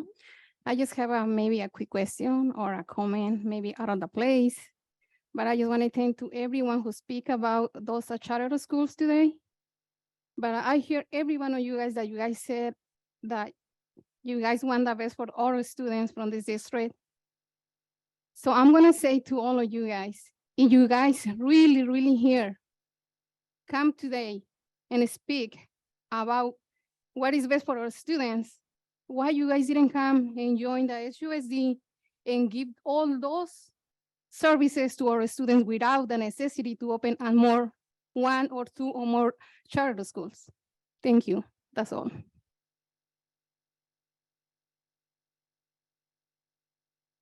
Are there any other comments? Okay. The public hearing on the Endeavor Engineering Academy charter petition is now closed. They care about the students a lot. Now we are moving on to item 9.1, approval of the board policies and administrative regulations on procurement BPs and ARs 3230 through 3315. Can I get a motion? I'll make the motion to A accept. second, Is is there any discussion? No discussion, roll call vote, please. Vice President Stevens, Yes. Clerk Alon, Yes. Trustee Donaire, Yes. Trustee Mendez, Yes. Trustee Rico, Yes. Trustee Zulueta, Yes. President Flores. Yes. Motion passes unanimously. Thank you. Moving on to item 9.2, approval of board bylaw BB and exhibit E 9270. Conflict of interest. Can I get a motion? I make the motion, Cecilia Mendez. I'll second. Any discussion? Roll call vote, please. Vice President Stevens, Yes. Clerk Alon, Yes. Trustee Donaire, Yes. Trustee Mendez, Yes. Trustee Rico, Yes. Trustee Zulueta, Yes. Vice President Flores. Yes. Motion passes unanimously. Thank you. Moving on to item 10.1, board committee reports, and Christina will read the oral announcement for each board committee for a report. Thank you. This is the opportunity to hear any reports from board committees, specifically regarding prior or upcoming committee meetings. There will be a 3-minute time limit per report. Actually, we're going to switch it to 2 minutes. 2 minutes. The first committee is for the City of Stockton Parks and Recreation, Trustee Donald Danair.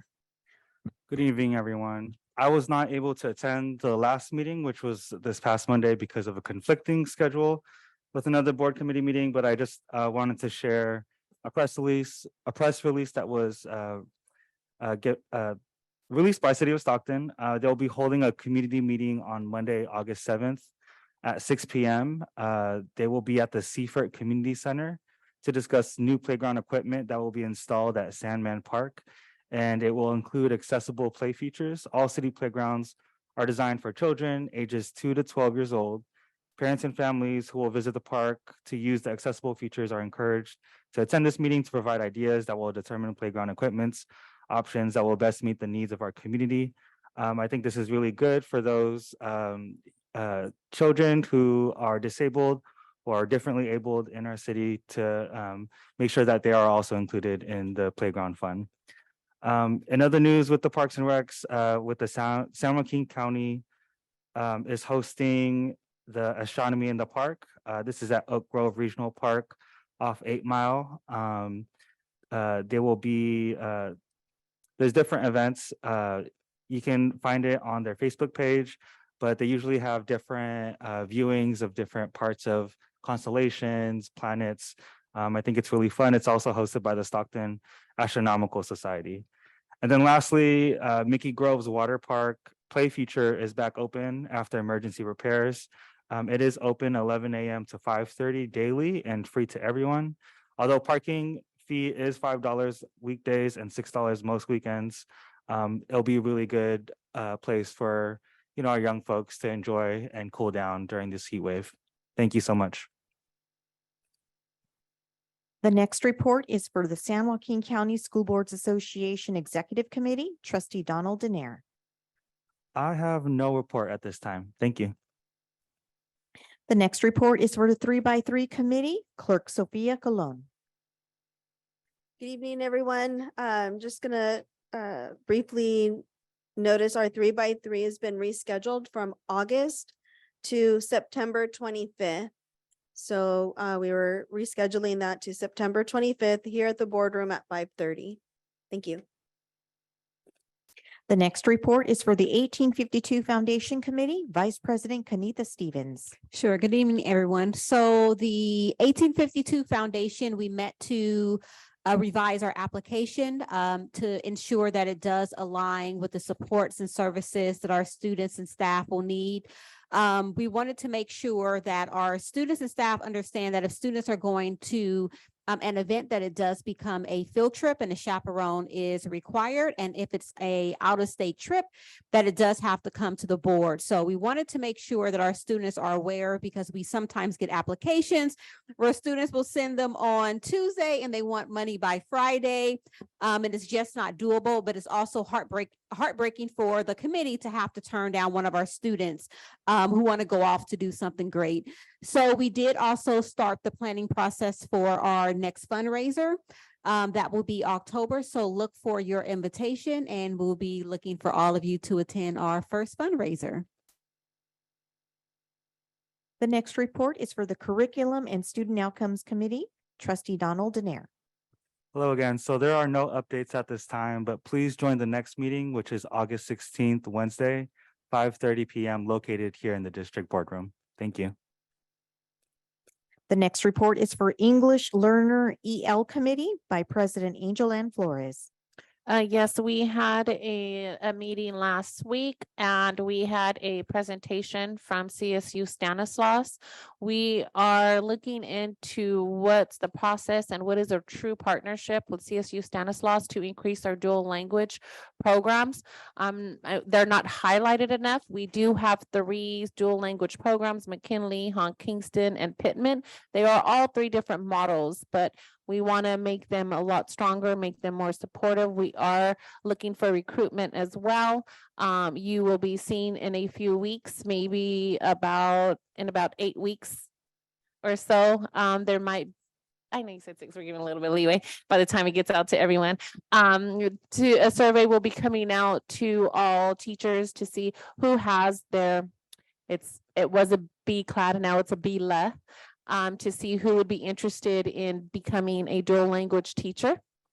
So we're looking at financially how they can help us. It is a first conversation and they will be having a meeting in the future to talk about what that true partnership looks like. But I also want to ask EL learners we have at all school sites. And we hardly have anybody at these committee meetings. And that's a concern for me because here we are discussing our students and those who are working directly with them are not sitting at the table advocating for them or at least updating our committees on where they're at, on what they're doing. So if you guys can send out that information to your school sites and to your admins to please ask to have somebody at least from each school site or at least each department to show up. And we're also looking at central enrollment. So we are looking for a presentation from central enrollment at our next EL meeting to be able to present to us on what their process is for enrollment to make sure that we're meeting the needs of all students. The next report is regarding Equity Diversity Committee by President Angel Ann Flores.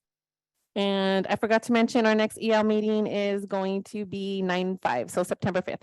Our Equity Diversity Committee meeting was rescheduled to August 23rd. The next report is the Safety and Student Conduct Committee by Vice President Kenitha Stevens. Sure. Our next committee meeting is this Thursday, July 27th here at 5 p.m. We will be planning our dinner and data event with our Plus program.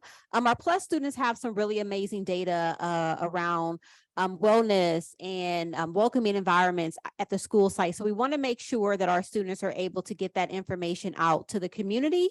So please make sure that when we have the date for dinner and data that you all come out. It will be a student-led event because our Plus team, they are leaders at their school sites. They're doing some really amazing work. And then we'll also be talking about safety, looking at some of the components that were in the grand jury report.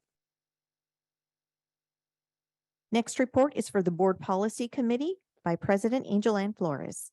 Well, our results we voted on today. So I want to say thank you to our staff. Sharon was there. CBO staff was there, Joanne, Willie. So I just want to say thank you. Tony Lopez was there too. So I just want to say thank you for showing up. They are uncomfortable conversations, but you guys are still showing up. And so I just want to acknowledge and give you that respect for, you know, showing up and partaking in that process with us and also our community members who have been there. And our next meeting is August 31st. The next report is the Budget Oversight Committee by Vice President Kenitha Stevens. Thank you. So our next budget meeting is August 7th here at 4 p.m. At our last meeting, we had a presentation from Allaview to look at equity around funding and then also positions at our school site, making the process more transparent so that school sites can actually see what they have in their budget and then any positions that are either open or available. They can see that in real time. I know some of you know when you get your budget, the budget is usually a little bit behind once you get that sheet. So making sure that there is a system and a process for our school sites to be up to date with what they have happening at their school site. There was also a presentation by Sofima looking at Escape and then making that transition. So we should have a new transition process in the upcoming school year. The next report is for the Transformative Justice Committee by Clerk Sophia Colon. All right, thank you, everyone. Our next meeting is going to be August the 14th at 5 p.m. So that's on a Monday. And I look forward to continuing the conversation on restorative justice. The last report is regarding Black Students Thrive Committee by Vice President Kenitha Stevens. Sure. So we met this month looking at supports and services for African-American students. We also created a community support list of organizations. We know here at Stockton Unified that we can't do all of the work, so making sure that we have partners to both support and lift up the work with us. And then we looked at LCAP, some of the supports there around the Black Students Thrive initiative in LCAP.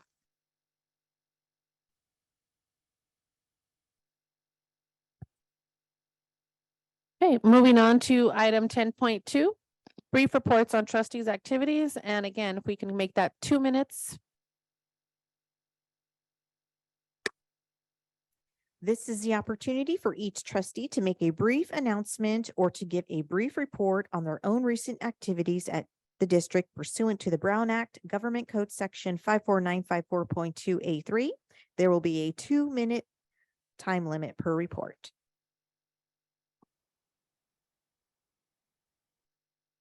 I will go ahead and start on my left from Trustee Mendez. Yes, I would like to thank everybody who came today. Thank you for coming and stay here until the end. I have nothing to report right now for my size. Thank you. Trustee Zulueta. I just want to say thank you for everybody for being here this evening. I know that you all worked through quite a tough summer, and we're getting back next week. I've been by a couple of my sites. One of the ones that I wanted to talk a little bit about was just Madison. They had a lot of construction going on there. Went through all of last year for the most part without having their playground, without having, the extra room. So they've been going through quite a bit, but they're really excited about having their new building, about getting their playground back, finally getting their front grass back because they, were having kids play there all last year. And so, just really want to, say thank you to the crew and the teams that worked on making sure that that was a possibility because Madison is one of our older schools and it definitely needed that, just that uplift. And I know that the community is really appreciative of it. So thank you. Trustee Rico. Good evening again, and thanks for being here today with us. I just want to share that I've been receiving calls from parents asking me about where they can enroll their students or their kids for preschool. So I would like to, you guys can share this information on the website, please. And I forgot my notes, so maybe I can give that information for the next meeting. The only thing that I want to wish is to all teachers, staff, principals, and everyone who is part of the district to start a new year, new year with the right food and to provide to all of the students what they need, what they deserve. Yes, not from saying, oh, I'm gonna do it and just not do it. They need us, but they need more to you. I mean, you guys, the teachers. Just keep in mind that the teachers are the parents during the day. It is hard to understand that, but it's the way that I see it. Thank you. Vice President Stevens.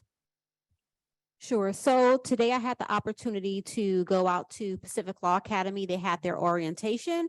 And as I was sitting in the presentation, I was just reminded, um, um, after Mr. Martinez was done talking, that Pacific Law Academy has a 100% graduation rate.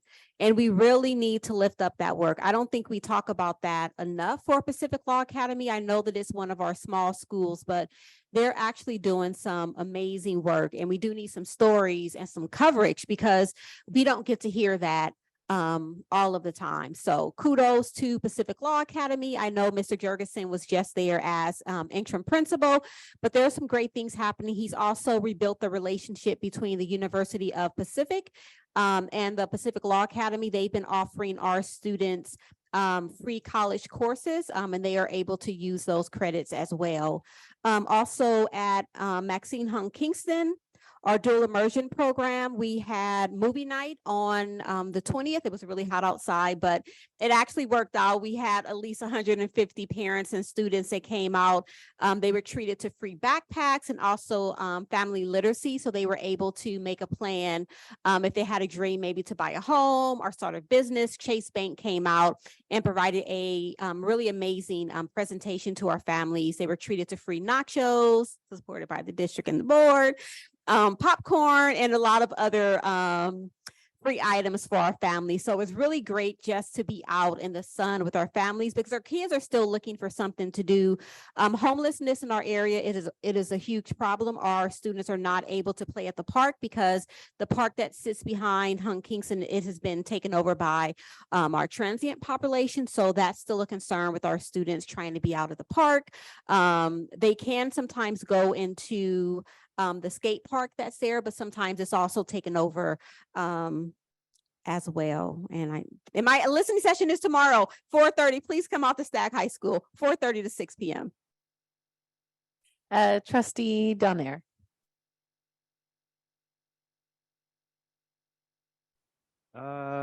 My listening session for Area 5 with Superintendent Dr. Rodriguez is on August 2nd. It was rescheduled August 2nd, Wednesday, 4:30 to 6 at Weber Tech's large conference room. I had launched my community office hours last month. My next one will be Thursday, August 3rd, 9 to 10 a.m. at Boggs Track Community Center. Again, the purpose is to allow myself to be accessible to SUSD and Area 5 constituents. And I plan on having community office hours twice a month on the weeks that do not have regular board meetings and in locations in around Area 5 boundaries. And then lastly, I was a part of the North Valley Labor Federation training on LCAP and LCFF. This was on a Saturday in their Modesto headquarters. We got to meet with an education equity organizer from Los Angeles, who is a part of an organization that helped push for the passing of the local control accountability plan. It was really good to hear from their perspective in how they pushed it versus what is going on right now and making sure that the plan's implementation matches what they intended for. My biggest takeaway is what to check on the LCAP reports and particularly how community engagement is reported on those reports. So I look forward to sharing this knowledge to the public as I have more community office hours. Thank you. Clerk Cologne. All right, thank you. So between last meeting and this meeting, I'm really excited to talk about our listening session in Area 6. We reached out to the community, inviting lots of folks from not just families, but also the surrounding community. So it was really nice to see folks come in. We also called out for donations and contributions to school supplies. So we got a number of just individuals contributing, whether it was funding or actual supplies. And we got a wonderful set of donations of backpacks with supplies from our plumbers and steam fitters Union Local 442. So to be able to pass this out to students and families, it was just a really nice way to kind of end that evening.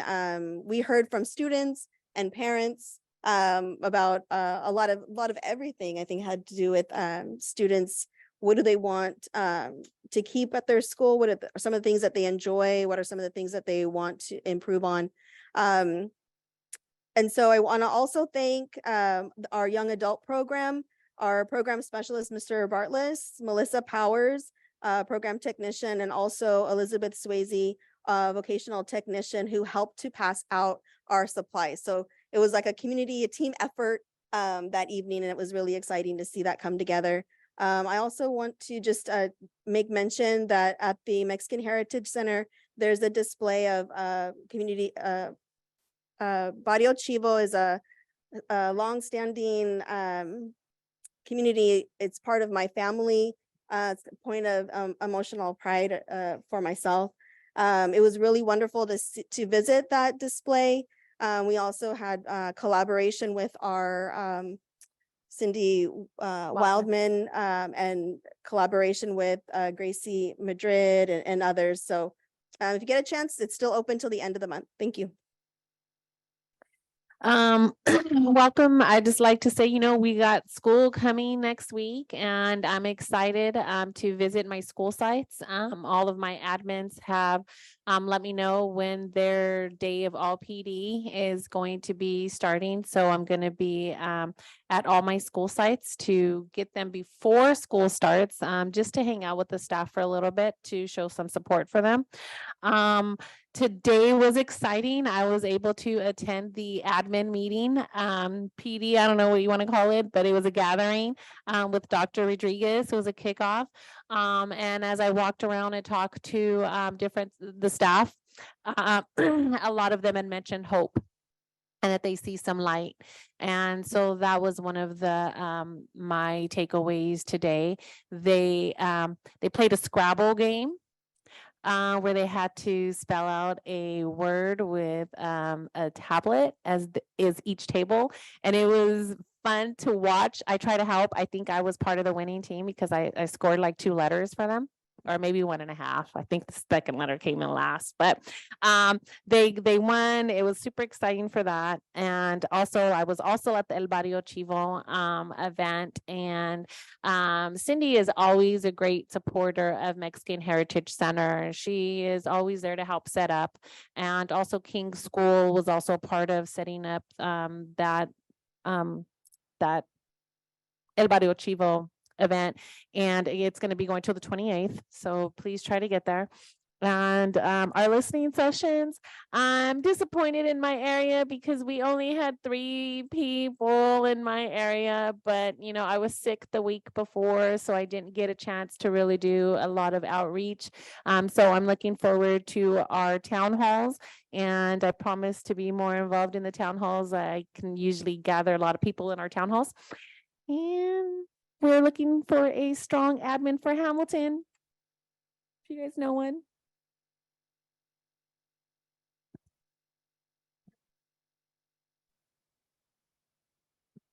Okay, moving on to item 10.3, approval of minutes for June 6th board meeting minutes. Can I get a motion? Make a motion, Cecilia Mendez. I'll second. Discussion? Roll call vote. Vice President Stevens. Yes. Clerk Colon. Yes. Trustee Donaire. Yes. Trustee Mendez. Yes. Trustee Rico. Abstain. Trustee Zulueta. Yes. President Flores. Yes. Motion passes 6-0 with Trustee Rico abstaining. Thank you. Item 10.4, approval of minutes for July 11th, 2023 board meeting minutes. Can I get a motion? Motion, Cecilia Mendez. Can I get a second? I'll second. Any discussion? Roll call vote. Vice President Stevens. Yes. Clerk Colon. Yes. Trustee Donaire. Yes. Trustee Mendez. Yes. Trustee Rico. Abstain. Trustee Zulueta. Yes. President Flores. Yes. Motion passes 6-0 with Trustee Rico abstaining. Moving on to item 10.5, approval of resolution number 2307, resolution on trustee compensation for missed board meeting. Can I get a motion? Motion, Cecilia Mendez. I'll Can second. Discussion? Roll call vote. Vice President Stevens. Yes. Clerk Colon. Yes. Trustee Donaire. Yes. Trustee Mendez. Yes. Trustee Rico. Abstain. Trustee Zulueta. Yes. President Flores. Yes. Motion passes 6-0 with trustee Rico abstaining. Thank you. Item 10.6, approval to establish an SUSD Board President Roundtable Standing Subcommittee and appoint trustees to the standing subcommittee. Can I get a motion? Motion Stevens. Can I get a second? Second, Donaire. Any discussion? I just would like to speak on a brief moment. This is something that I've been talking to community about and a lot of our union leaders and community leaders. And this would be like a roundtable type of committee who we would get together and just talk about what our mission is so that we are all as a district on one page and that we understand our mission and our vision. And then we could just take it back to our fellow groups that we are leaders of. And it's not going to be a complaint. It's going to be a coming together, a coming to Jesus moment to understand that we are here to serve our students as a whole. And what do we need to make sure that we are all serving on the same purpose? Any other discussions? Okay, roll call vote. President Flores, do you want to select a chairperson and 2 members? Yeah, so I want to assign Vice President Stevens and Trustee Donald Donaire. And is there another member? It looks like chairperson and 2 members. No, oh yeah, myself. Yeah. Okay. Vice President Stevens, Yes. Clerk Colon, Yes. Trustee Donaire, Yes. Trustee Mendez. Yes. Trustee Rico, Yes. Trustee Zulueta, Abstain. President Flores. Yes. Motion passes 6-0 with trustee Zulueta abstaining. Thank you. Moving on to item 11.1, a superintendent's report by Dr. Michelle Rodriguez, Superintendent of Schools. Yeah, thank you so much. So we did have a wonderful day today. We had over 200 administrators that came together for our kickoff. So we were able to hear the leadership story of President Flores, which was inspirational. So thank you. We were also able to hear from some of our plus students. So something that's important to us is that we're always hearing the voices of our students and making sure that we're focusing on them. So I just want to do a shout out to the students that came and the support that we received in order to get them there. Also, tomorrow I'm starting my, it will be my first day in the life. So each month I do a different job description. Usually people do not know, but they do know. So I'll go ahead and say it. So I'll be at 6 in the morning. I'll be at the transportation yard. I'm actually going to be doing a dry run with one of our bus drivers while they do the meet and greets with families. So I'm looking forward to that. So if you see me in a polo and jeans tomorrow, you will know why. And then the 30-day progress report is coming out on August 1st. And so that will be provided obviously bilingually, and it will also be on our website, and hard copies will be available for staff as well. Thank you for the good work, and we look forward to seeing all of our students August 3rd.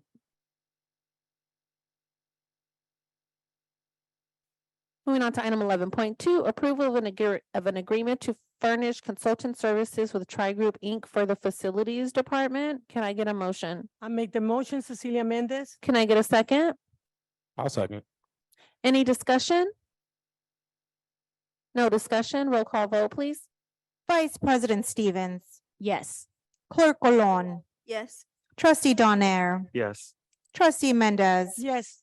Trustee Rico, Yes. Trustee Zulueta, No. President Flores. Yes.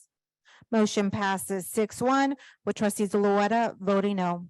Also, can I change my vote? Sorry, I was confused. Trustee Rico, you changed your vote to what again? I'm sorry. Yes. Change it to abstain, please. Motion passes 5-1 with trustee Zulueta voting no and trustee Rico abstaining. Thank you. Item 11.3, approval of specialized legal services agreement with Cole Huber LLP Law Firm. Can I get a motion? Make a motion, Cecilia Mendez. I'll second. Any discussion? Roll call vote, please. Vice President Stevens. Yes. Clerk Colon, Yes. trustee Donaire, Yes. trustee Mendez. Yes. Trustee Rico, Abstain. trustee Zulueta, No. President Flores. Abstain. Motion passes 4-1 with trustee Zulueta voting no and trustee Rico and President Flores abstaining. Thank you. 11.4, approval of issuance of requests for proposals regarding legal professional services for the 23-24 school year with 2 additional 1-year options to renew at the sole discretion of the district. Make a motion. I'll make the second. Any discussion? I have a question. Yes. Just to clarify, what are which particular services are we needing this legal for? So this will open it back up for both legal counsel support for the superintendent's office, for the board of trustees, as well as business and transportation and just special ed in general. So this will open up for all our legal services, but with a focus on superintendent's office and board of trustees. For purchases? I was trying to understand and my batteries died, so. Yeah, so in order to be able to continue to establish additional services, legal services, then Stockton is unique in that usually you don't have to go for an RFP process, but in this case, we need to. And so this will allow all legal establishments, the legal counsels provide us proposals, and then we will then choose from those proposals. And so this is a legal process for Stockton that they have to do in order to reestablish or determine who is going to be providing us legal services. And so specifically, this is for the superintendent's office and the board of trustees. So what this isn't a vote for a particular, this is to open up the process so that other legal firms can provide us proposals. And then that proposal would eventually be brought back to board for approval. So it's not approving a particular firm, but it is opening it up for us to have the discussion about possibly having a new firm. Can I have a question? Okay, for me to understand more clear to this point. So what are gonna be the services they're going to provide us different than Mr.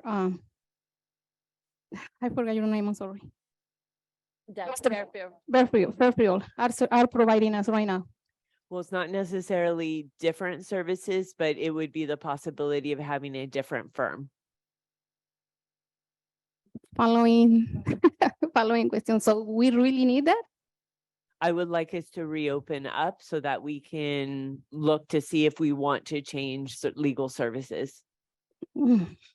Thank you.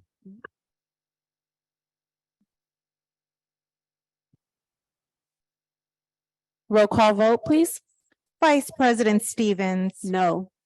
Clerk Colon, Yes. trustee Donaire, Yes. trustee Mendez, Yes. trustee Rico, Yes. trustee Zulueta, Yes. President Flores. Yes. Motion passes 6-1 with Vice President Stevens voting no. Thank you. Item 12.1, approval of the 23-24 Migrant Education Program Federal District Services Agreement, DSA, with the San Joaquin County Office of Education. Can I get a motion? I'll motion to approve. Second. Any discussion? Roll call vote, please. Vice President Stevens. Yes. Clerk Colon, Yes. trustee Donaire, Yes. trustee Mendez, Yes. trustee Rico, Yes. trustee Yes. Zulueta. Thank you. Yes. President Flores. Yes. Motion passes unanimously. Thank you. 12.3, ratification of master contracts with identified non-public agencies on the attached list for the 23-24 school year. Can I get a motion? I'll make the motion to approve. Second. Any discussion? Roll call vote, please. Vice President Stevens. Yes. Clerk Colon, Yes. trustee Donaire, Abstain. trustee Mendez, Yes. trustee Rico, Yes. trustee Zulueta. Yes. President Flores. Yes. Motion passes 6-0 with trustee Donaire abstaining. Thank you. Item 12.4, ratification of an agreement to furnish consulting services with Excel Interpreting LLC for special education and for language development office for the 23-24 school year. Can I get a motion? I said. Okay, so did I skip it?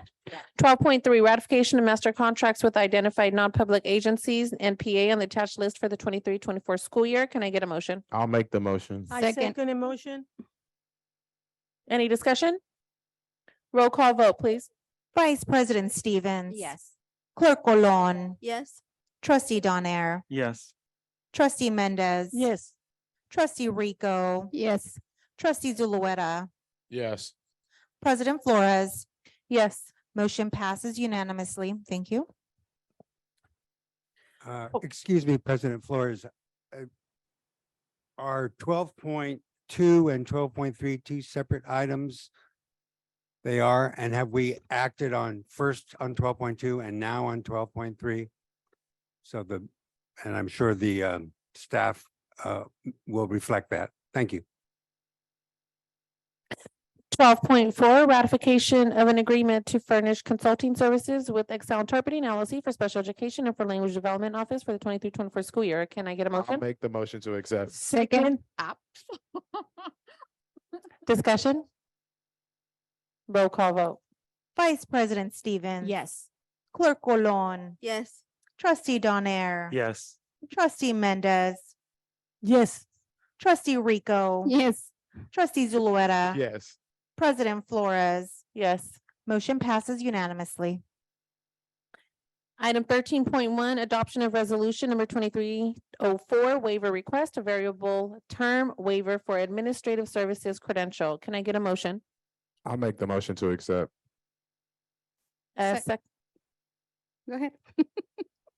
Trustee Rico seconds.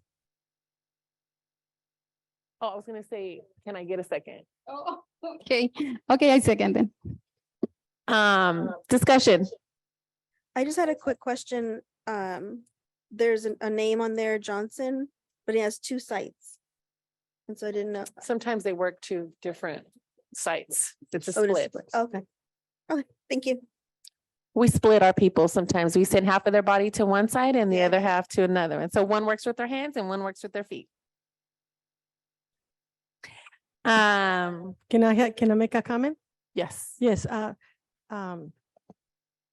Superintendente, this is a good item, 13.1, because it gives the opportunity to people, but this is gonna be coming back when we need more people. They will be continue the waiver. Yeah, so we definitely want to do the waiver just like we do for teachers. We often do it for administrators as well, so that we can make sure that we fill the schools with qualified people. Okay, thank you so much. Roll call vote. Vice President Stevens, Yes. Clerk Colon, Yes. trustee Donaire, Yes. trustee Mendez. Yes. Trustee Rico, Yes. trustee Zulueta. Yes. President Flores. Yes. Motion passes unanimously. Thank you. 14.1, adoption of resolution number 2306 to establish temporary interfund transfers for fiscal year 23-24. Can I get a motion? All motion. Can I get a second?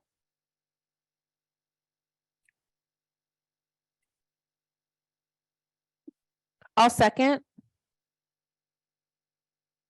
And discussion? So originally, this is an item in which you did not approve. After that, we had a conversation with the County Office of Education in terms of the challenges that would happen if we weren't able to do the inter-district or the inter-account transfers. We did ask them for a letter to prove that support, and it is attached for you. And so within that letter, the County Office of Education delineates out why it would be a challenge and how it would be a challenge if we didn't have this. This is very, very routine. It's something that every school district I know uses within. Also, I just want to note that we did make a modification per your request at the last board meeting. So it's in the second paragraph and it is in our resolution, in which any of the, before a transfer occurs, we would come to the district or to the board and request that and inform the board of the transfer. So that's unique to Stockton, but it is something that was requested and we did adhere to that request. So we respectfully ask for the approval of this so that we can continue with the functioning of the district. I think the last time the concern was the names who were able to do so. I don't see the names on this one. President Flores, that was on the contract signing. Oh, Yeah, only business department can, me or Willie can do this. Only you or who? Willie. Okay. Yeah. Okay, any other questions? Just a quick comment. I said this at the last meeting this was on, but I don't find any evidence that we've ever done this before 2019, 2020. So just for the record. Okay, roll call vote. Vice President Stevens. Yes. Clerk Colon. Yes. Trustee Donaire. Yes. Trustee Mendez. Yes. Trustee Rico. I'm saying, Trustee Zulueta. Abstain.